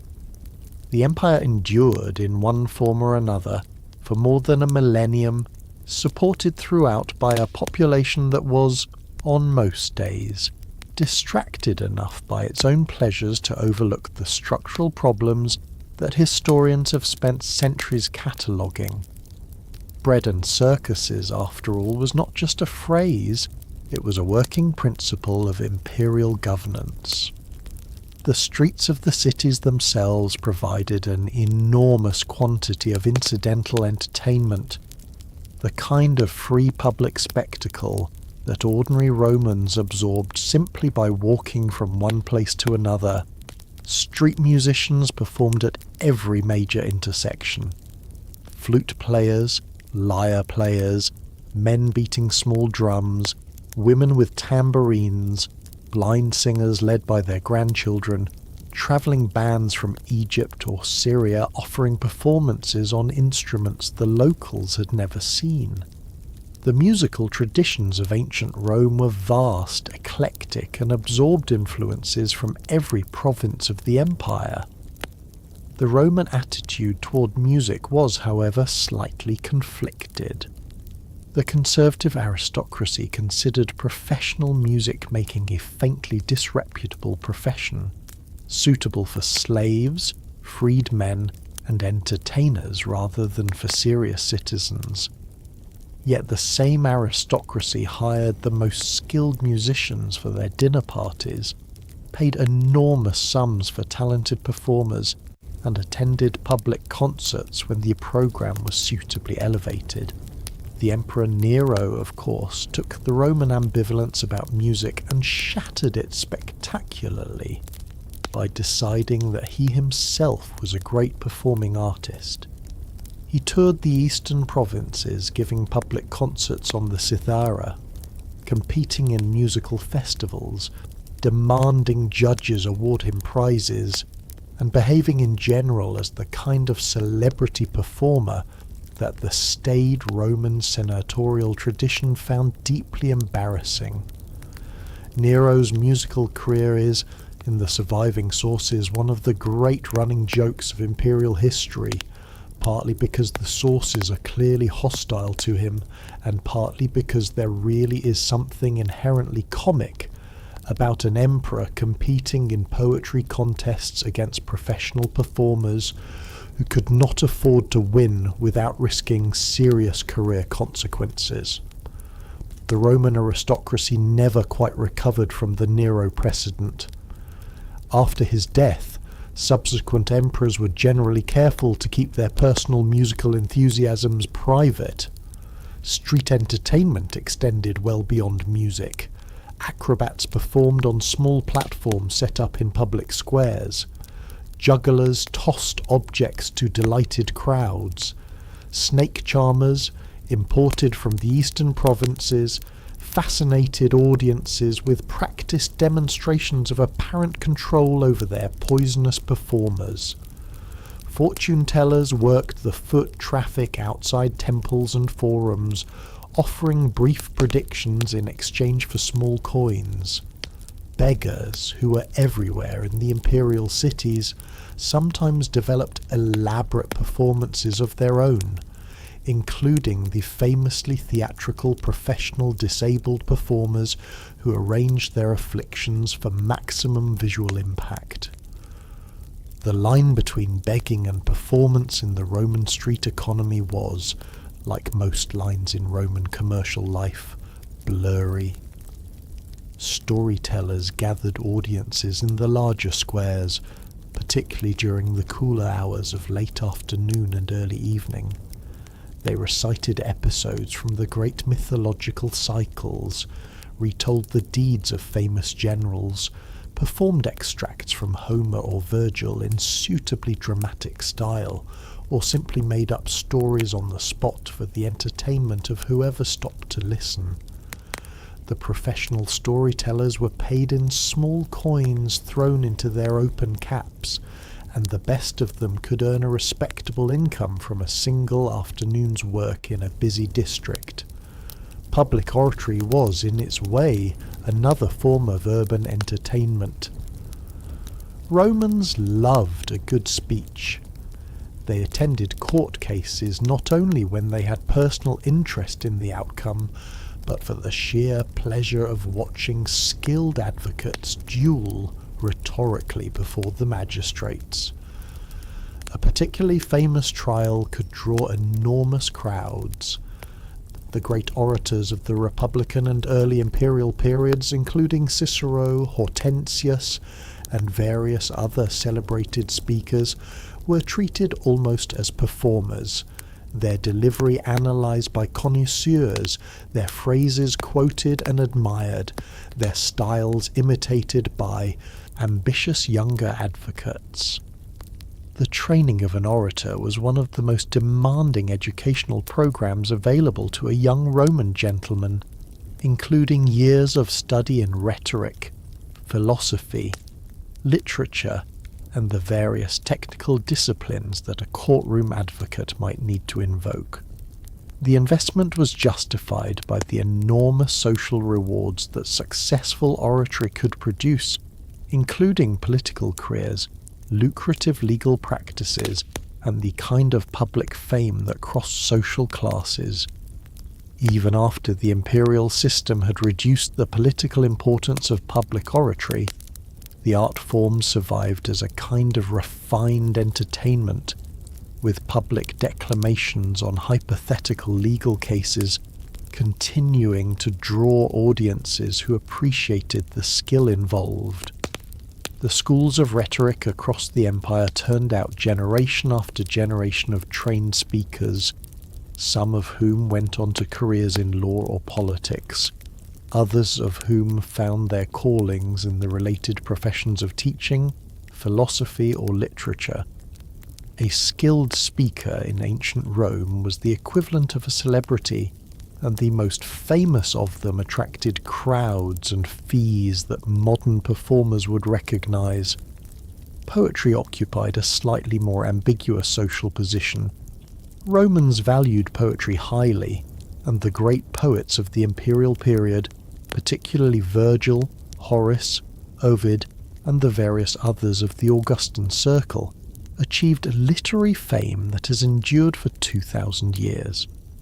But poetry was also, in everyday Roman life, a slightly suspect activity, associated with bohemian lifestyles, expensive patronage networks, and the kind of intellectual self-regard that the practical Roman middle class viewed with mild suspicion. Poets were expected to maintain wealthy patrons, who funded their lifestyles in exchange for dedicatory verses and the prestige of being associated with literary achievement. The relationship between poets and patrons was conducted according to elaborate social conventions, with the poet expected to flatter without obvious sycophancy, and the patron expected to support without obvious condescension. When the relationships worked well, they produced some of the great works of Latin literature. When they failed, they produced bitter satires, public quarrels, and the kind of literary feuds that filled the pages of subsequent gossip. The library, by the way, was a quietly important institution in Roman leisure that the popular accounts often overlook. Wealthy Romans maintained private libraries in their villas, where collections of papyrus scrolls were housed on labelled shelves and consulted for reading, study, or display. Public libraries existed in the major cities, established by emperors and wealthy patrons as gifts to the public. The Library of Alexandria in the eastern Mediterranean remained one of the great cultural treasures of the empire until its various tragic destructions. The libraries of Rome itself, including those attached to the great bath complexes, made literary works accessible to readers who could not afford their own private collections. A Roman with literary inclinations could spend long, quiet afternoons reading in these public spaces, surrounded by other readers, occasionally consulting an attendant for a particular text, and enjoying the kind of intellectual leisure that the modern world has largely transferred to coffee shops and university libraries. The continuity of reading culture across 2 millennia is one of the more reassuring patterns in cultural history. Music in private settings was a different affair from the street performances. Educated Roman families taught their children music as part of a proper upbringing, particularly girls of the aristocratic class, who were expected to play the lyre or sing with at least passable competence. Family musical performances at dinner parties were common, with daughters of the household performing for guests in the same way that 19th century European young ladies performed piano pieces at parlour gatherings. The musical instruments themselves were diverse. The lyre and the cithara were the most prestigious stringed instruments. The tibia, a kind of double pipe with a reed mouthpiece, was the most common wind instrument, used for everything from religious ceremonies to comic theatrical accompaniment. Various percussion instruments accompanied dance performances. The hydraules, a water-powered organ developed in the Hellenistic period and adopted by the Romans, was capable of producing surprisingly loud and complex music, and was used at games, ceremonies, and elaborate public events. Dance, like music, occupied an ambiguous position in Roman culture. Professional dancers were considered socially disreputable, and a free Roman citizen who danced publicly was generally believed to have compromised his dignity in some essential way. Yet dance was central to many religious ceremonies, popular at private dinner parties when performed by trained slaves or freedmen, and enthusiastically practiced by the population during festivals when the ordinary social rules were temporarily suspended. The pantomime tradition, mentioned earlier, was essentially solo dance theatre, and its star performers achieved the kind of celebrity that no other category of Roman entertainer quite matched.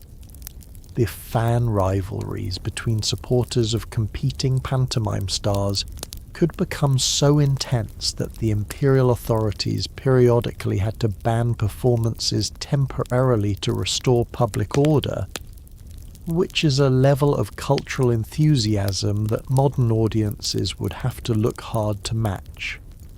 Beyond the great cities, the rhythms of Roman entertainment shifted towards something quieter and more agricultural, but the underlying logic was the same.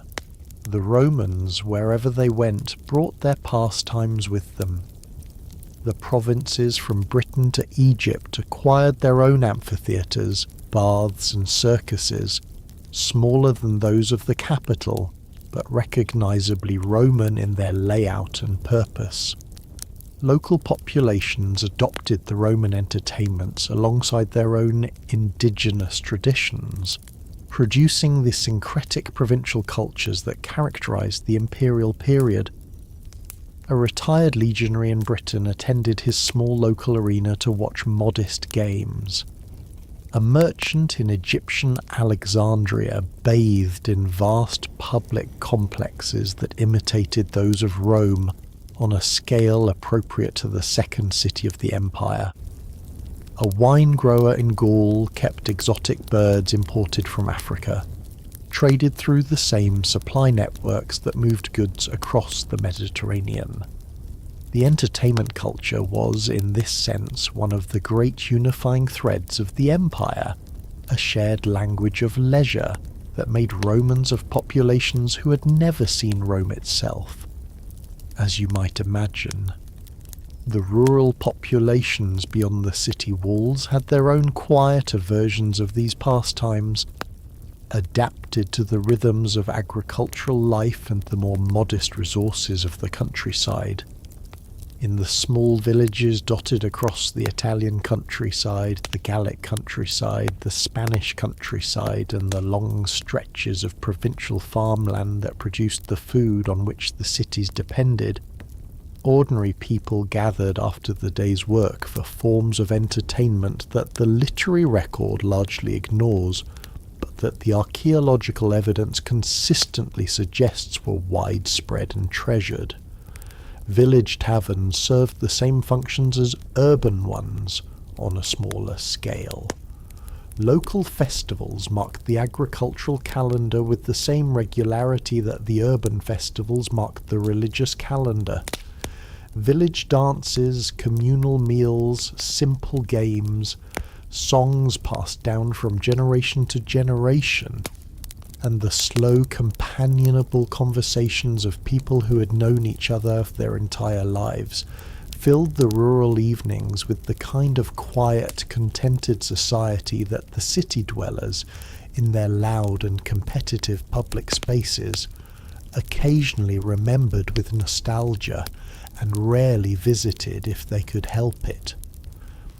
The country was, for the Roman urbanite, a place to be admired in literature and avoided in practice, except for the carefully managed weekend visits to the family villa, where the urban refinements could be enjoyed against a backdrop of agreeable rural scenery. The texture of a day in rural Roman society was different in pace, but not perhaps in essence.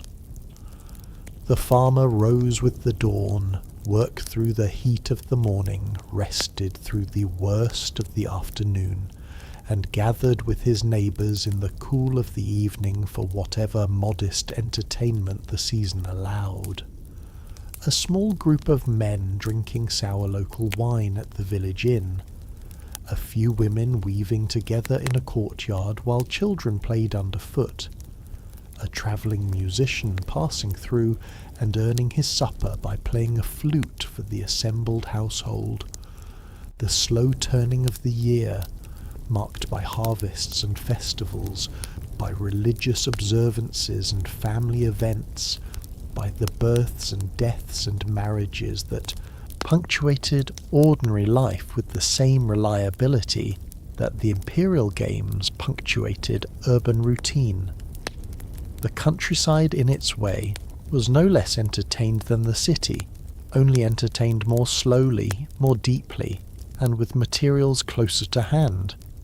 And in those long, quiet rural evenings, when the cicadas rasped in the olive trees, and the smoke from cooking fires drifted up into the warm Mediterranean dusk, the Romans of the provinces remembered, perhaps without quite naming it, the same simple truth that the urban gamblers and bathers and racing fans were enacting, in their louder and more frantic ways.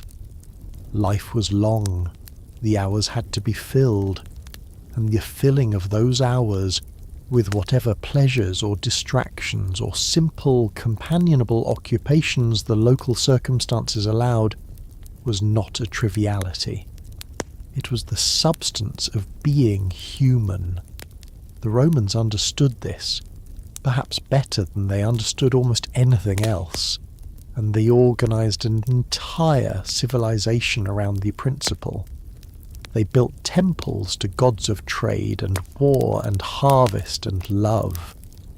But they could just as well have built a temple to the elemental human need to never be quite bored, because that was the deity they served most faithfully in every tavern and bathhouse and amphitheatre across an empire that stretched from the cold rain of Britain to the hot wind of the Egyptian desert.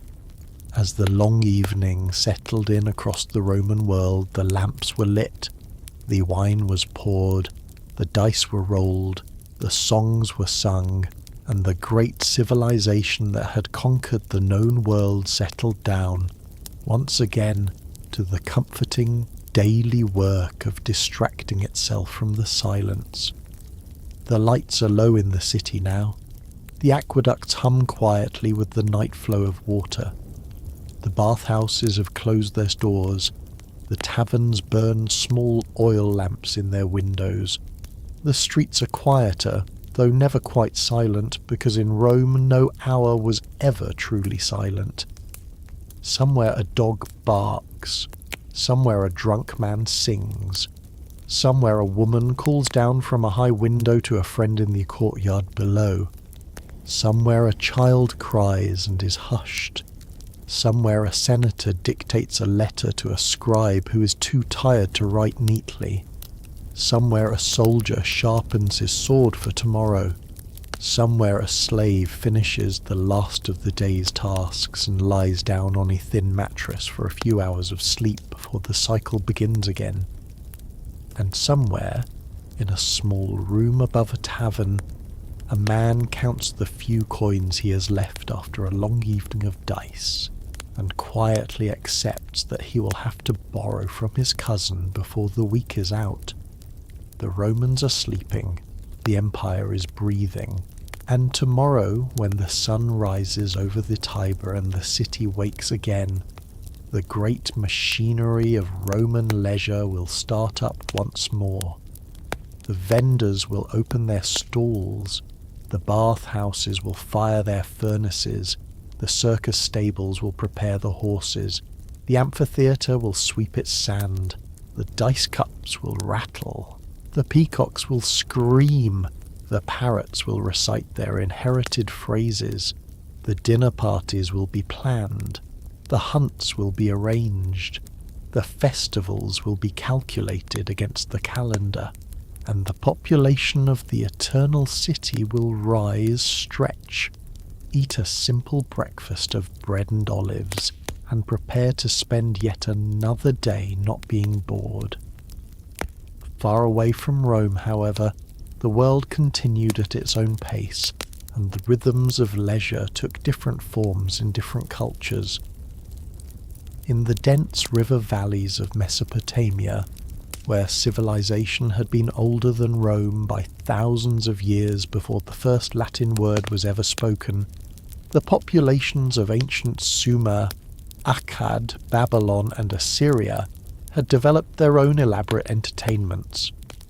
Board games of remarkable sophistication, including the royal game of Ur, preserved on game boards recovered from royal tombs 4,500 years old, public festivals that lasted for many days, religious processions through the great gated streets of Babylon, banquets in palace courtyards that the surviving cuneiform tablets describe in patient bureaucratic detail, storytelling traditions that produced the Epic of Gilgamesh and the older poetic cycles that the scribes of imperial libraries preserved against the slow erosion of time.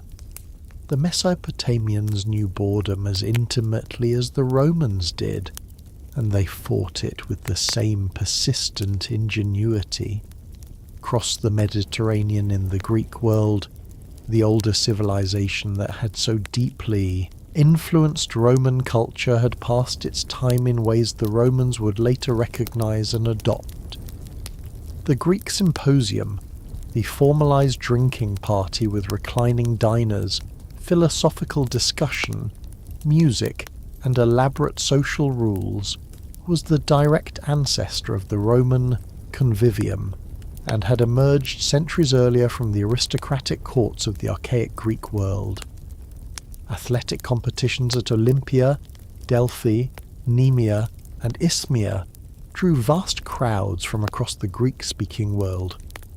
Theatrical performances at the great Dionysian festivals of Athens produced the tragedies and comedies that have remained foundational works of Western literature. Public oratory in the assemblies and law courts entertained citizens with displays of rhetorical virtuosity that, in Athens at least, were considered as worthy of attendance as any festival or game. The Greeks invented many of the cultural forms the Romans would later refine. The Romans gave them industrial scale. To the north, beyond the imperial frontier, the Germanic tribes of the Great Forests had their own pastimes, less elaborately documented because their cultures relied on oral tradition rather than written record. Hunting was central to Germanic leisure as it was to Germanic survival. Feasting in great wooden halls where the warriors drank ale and mead, and listened to skalds reciting the deeds of ancestors, athletic competitions during summer gatherings, religious festivals at sacred groves where the priests of the old gods led the people in rituals that the Roman writers described with a mixture of fascination and horror. The Germans were, in Roman eyes, simpler peoples with simpler pleasures, but the surviving evidence suggests their cultural lives were rich, complex, and no less attentive to the human need for celebration and distraction than the more elaborate cultures of the south. Further east, beyond the Persian frontier, the great civilizations of the Iranian plateau, Central Asia, India, and ultimately China had developed their own deeply sophisticated entertainment cultures. The Persian court at Ctesiphon hosted hunting parks of legendary scale, banquets that rivaled anything the Romans could imagine, and a court culture that the Romans secretly envied while publicly mocking. The Indian princes maintained pleasure gardens, kept elephants for processions, supported troops of dancers and musicians, and read or commissioned the poetic and dramatic works of the great Sanskrit tradition. The Chinese, under their successive dynasties, had developed game boards, scroll paintings, opera traditions, banquet customs, and tea ceremonies whose refinements would have impressed any Roman aristocrat fortunate enough to have witnessed them. The human capacity for leisure was a universal capacity. Every civilization, given the chance, organized itself around the management of unstructured time, and as the lights faded across the long Roman evening, across all these other civilizations as well, the same quiet truth held. The day's work was done. The night's pleasures were beginning. The dice were rolling somewhere. The wine was being poured somewhere. The music was being played somewhere, and somewhere, in countless rooms across countless cities and villages, ordinary human beings were doing what ordinary human beings have always done, which is to gather with their companions and fill the hours, and laugh, and complain, and dream, and forget briefly the underlying terror of mortality that all the entertainments were, in some sense, designed to drown out. The Romans were better at this than most. They built their distractions to last. The Colosseum still stands. The aqueducts that fed the baths still trace lines across the Italian countryside. The great roads still carry traffic along routes laid out 2,000 years ago. The cultural memory of the Roman entertainments has shaped every subsequent Western civilization, often in ways that modern people barely notice. The way we organize sports leagues, the way we celebrate holidays, the way we host dinner parties, the way we structure public spectacles, the way we relate to celebrity athletes and entertainers, all of these patterns owe more to Rome than most of us realize. The empire is gone, but the empire's leisure has survived, embedded so deeply in the fabric of Western culture that it has become almost invisible, like the air. And perhaps that is the strangest legacy of all. Rome did not, in the end, give us mainly its laws or its monuments or its philosophies or its religious ideas. It gave us, more lastingly than anything else, a way of passing the time. So tonight, as the lights stay low and the world outside is quiet, perhaps spare a thought for the ancient citizens of that loud, dusty, wine-soaked, perpetually busy city, who passed their hours so determinedly, so collectively, so persistently, against the silence that they could not bear to face alone. They gambled, they bathed, they raced, they ate, they watched, they argued, they flirted, they sang, they prayed, they drank, they loved, They lost. They tried again the next day, and in doing so, they left behind a quiet, enduring lesson that has carried across 2,000 years. Civilization in the end is not built only on conquest or law or stone. It is also built on the simple, steady human refusal to be bored. The Romans understood this. They organized their lives around it, and as the last lamps in the city flickered out and the great moonlit silence settled over the Tiber, they slept, briefly, before rising in the morning to begin again. Sleep gently wherever you are, whatever time it is. The night is long, the world is wide, and somewhere, across the long quiet centuries, an ancient city is being remembered, again for one more night, by listeners scattered across a planet that the Romans themselves would have found unimaginable, for reasons that have less to do with empires and more to do with the simple, persistent, beautiful human business of finding ways to make the hours pass. The dice are still rolling, the baths are still steaming, the peacocks are still screaming, the chariots are still thundering around their oval track. Somewhere, in the long dim corridors of cultural memory, a Roman is laughing at a friend's bad joke while a slave refills his wine cup, and the evening stretches ahead of him, full of possibility, full of distraction, full of the comforting noise that kept the great city alive for as long as it lived. Good night. The lights are dimmer now. The fan is still humming softly.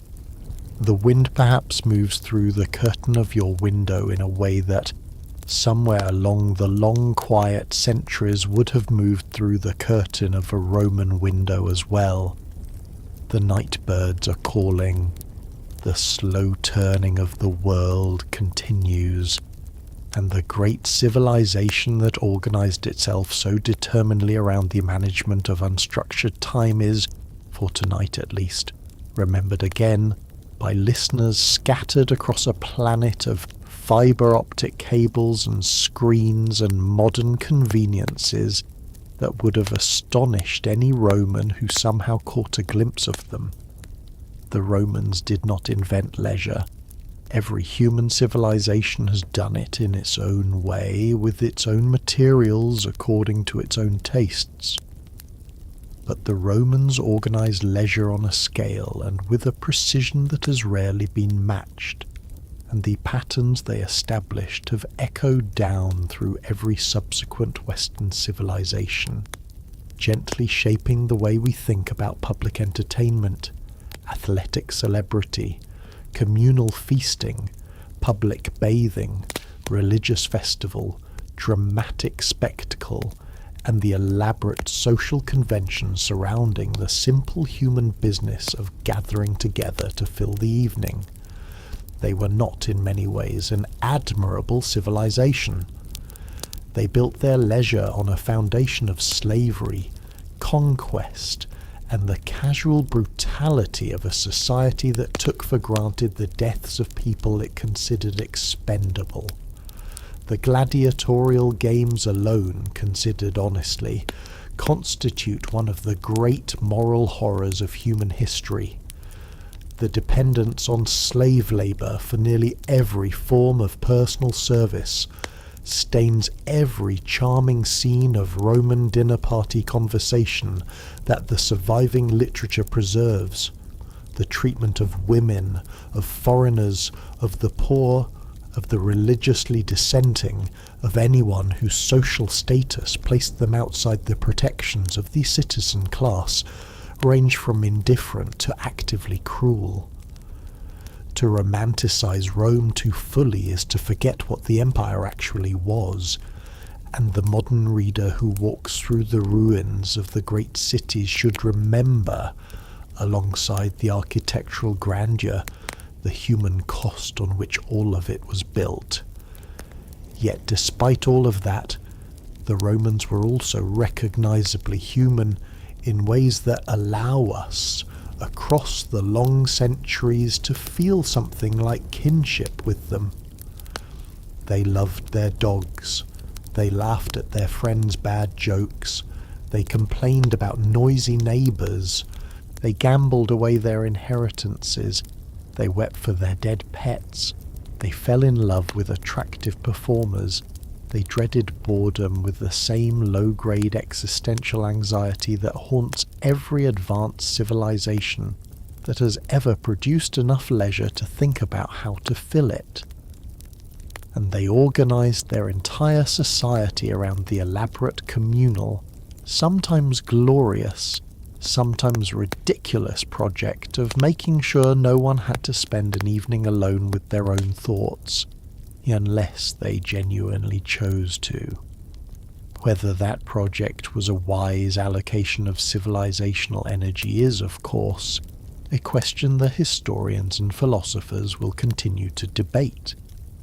But it was an answer of sorts to one of the eternal human problems, the question of what to do with all the hours that lie between birth and death.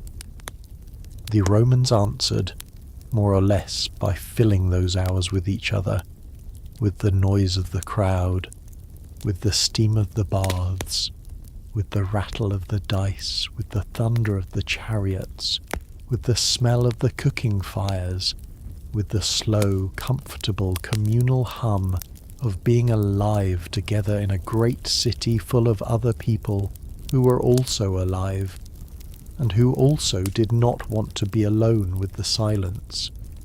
Tonight, perhaps, in your own quieter way, in your own quieter room, in whatever modern world you happen to inhabit, you have spent a small portion of your own irreplaceable hours listening to a story about people who lived 20 centuries ago, who could not have imagined you, but who would have recognized immediately and without surprise the deep human impulse that made you reach for a story rather than for silence.